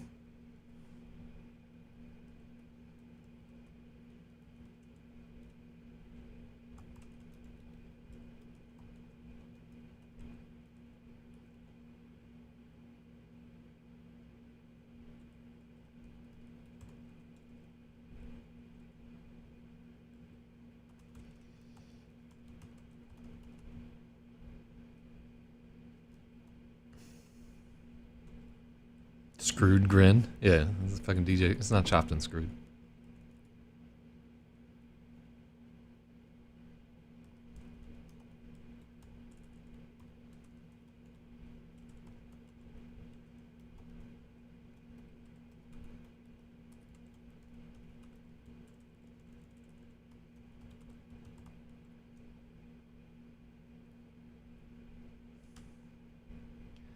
Herkimer had a shrewd smile, a mouthful of fierce little teeth that had worried plenty of bigger men to death. "I'll smash it," Rigel cried. He held the orb up, ready to slam it against the floor. He didn't know what would happen, but the fog was so thick it scarcely mattered. "Balls, Herc, don't jip him. Gods know what'll happen if he breaks it," Yellowhat cut in.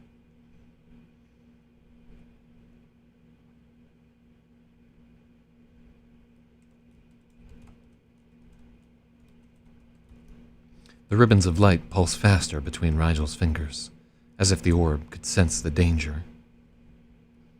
Could sense danger.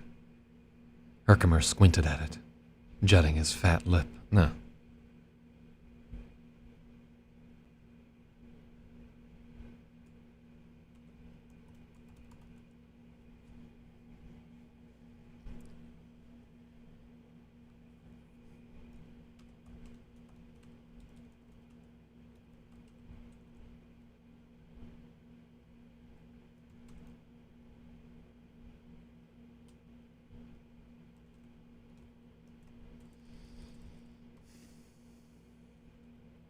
Herkimer frowned.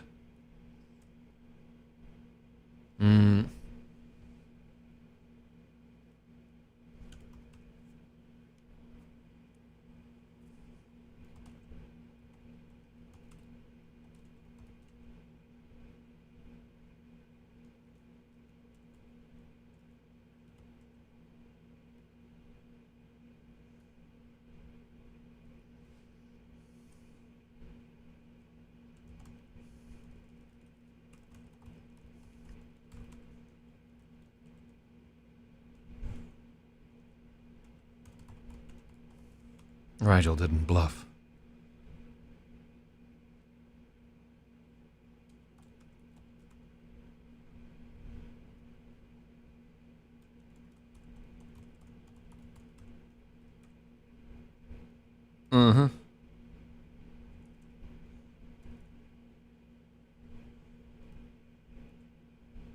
Herkimer frowned and then relented. "All right, but no healer. Too many questions. You still held in that dust I sold you, Fish? You want to waste it on a boy, that's on you." "I'll dust him," Fish agreed.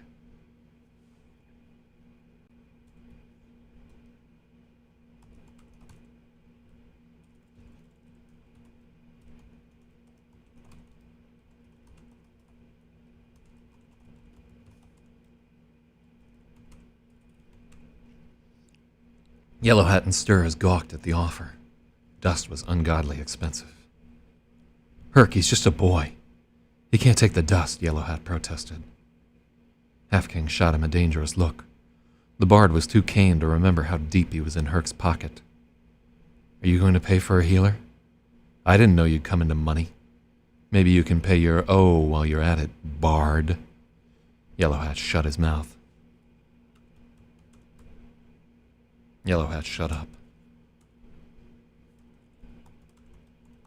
Yellowhat shut his mouth.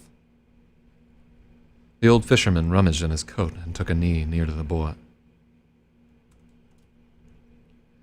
The old fisherman rummaged in his coat. He took a knee next to the boy, leaning in close. In his gnarled old fingers he held a packet of wax paper. An acrid, metallic smell filled the air when he cracked it open. Yellowhat stirs the hook.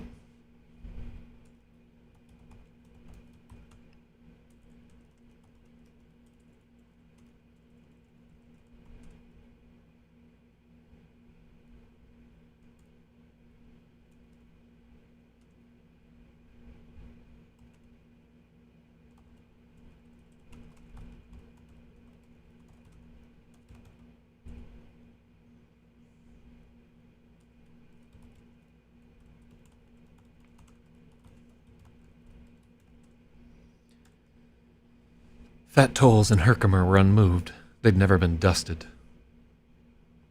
Yellowhat and Stirs both winced at the unforgettable scent. Fat Tolls and Herkimer were unmoved. They'd never been dusted. Rigel's hand drooped. He let go of the orb.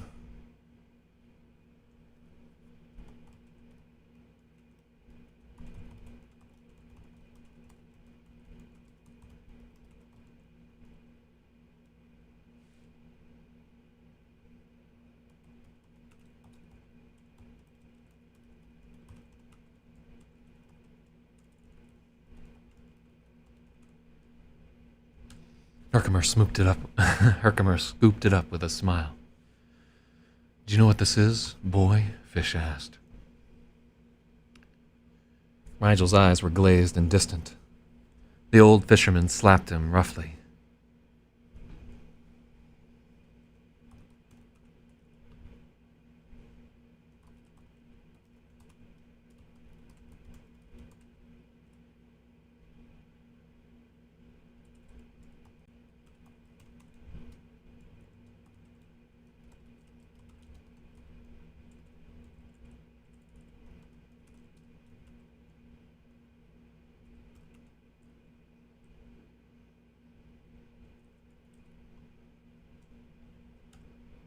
Do you know what this is?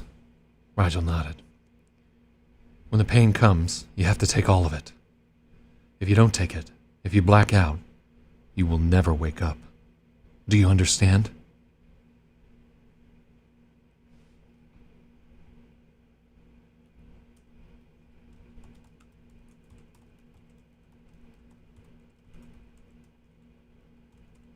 Again, Rigel nodded.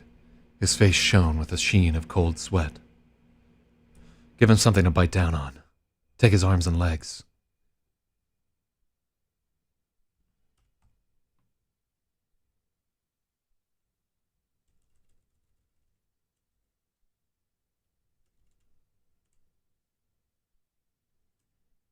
Stirs and Yellowhat.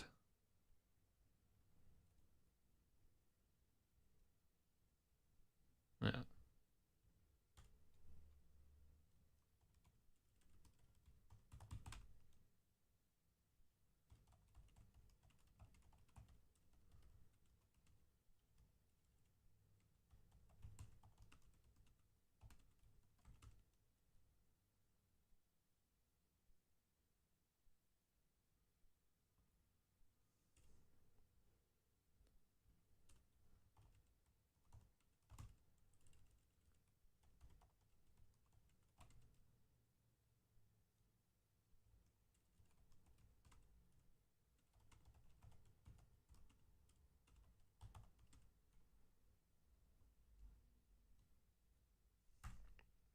Pray for strength, boy.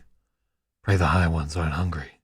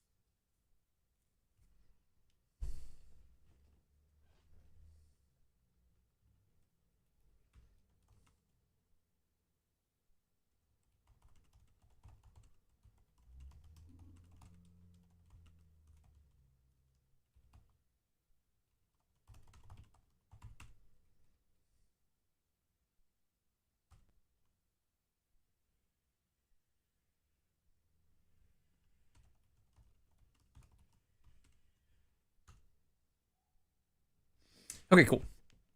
The smell of burning.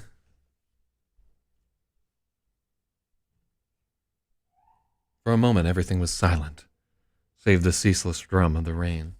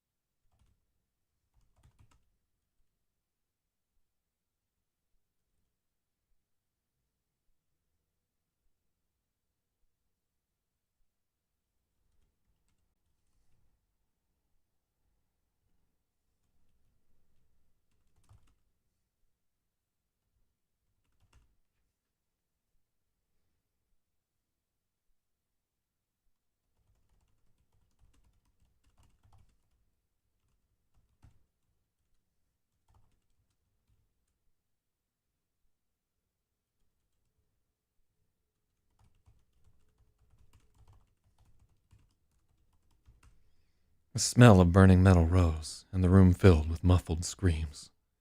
All right, that's fine. Okay, so we're going to stop there. Finally, we get through chapter 1.3, so we're up to 21 pages. What were we fucking at? How many pages did I even edit there? All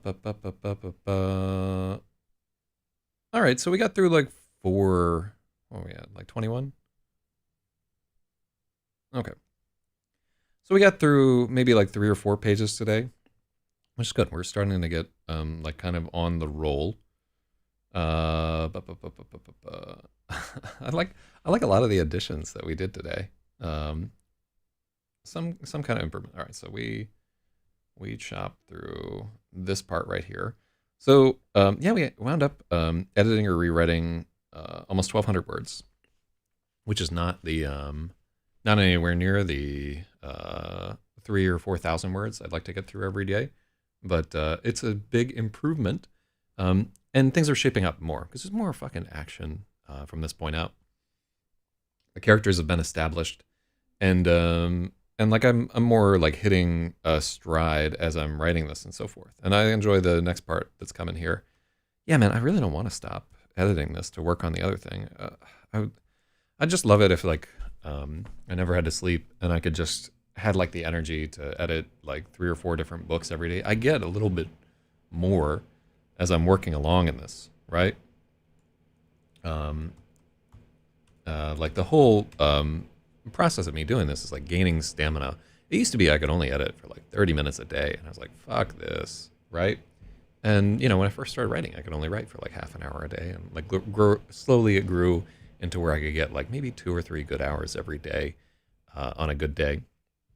And that's about as far as I got because I have to work for a living too, sadly. But yes, slowly you can work up your endurance to things that are quite difficult, as long as you keep at them and keep doing them every day.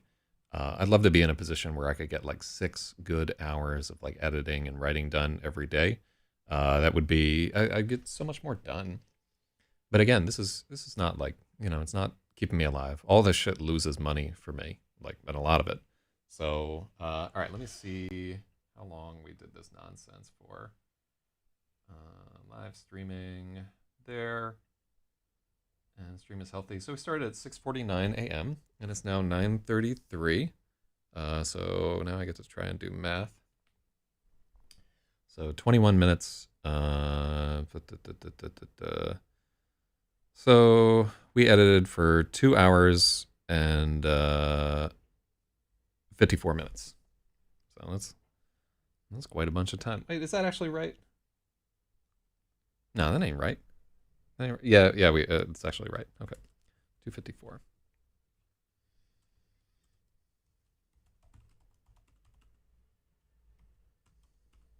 Okay, and then 254.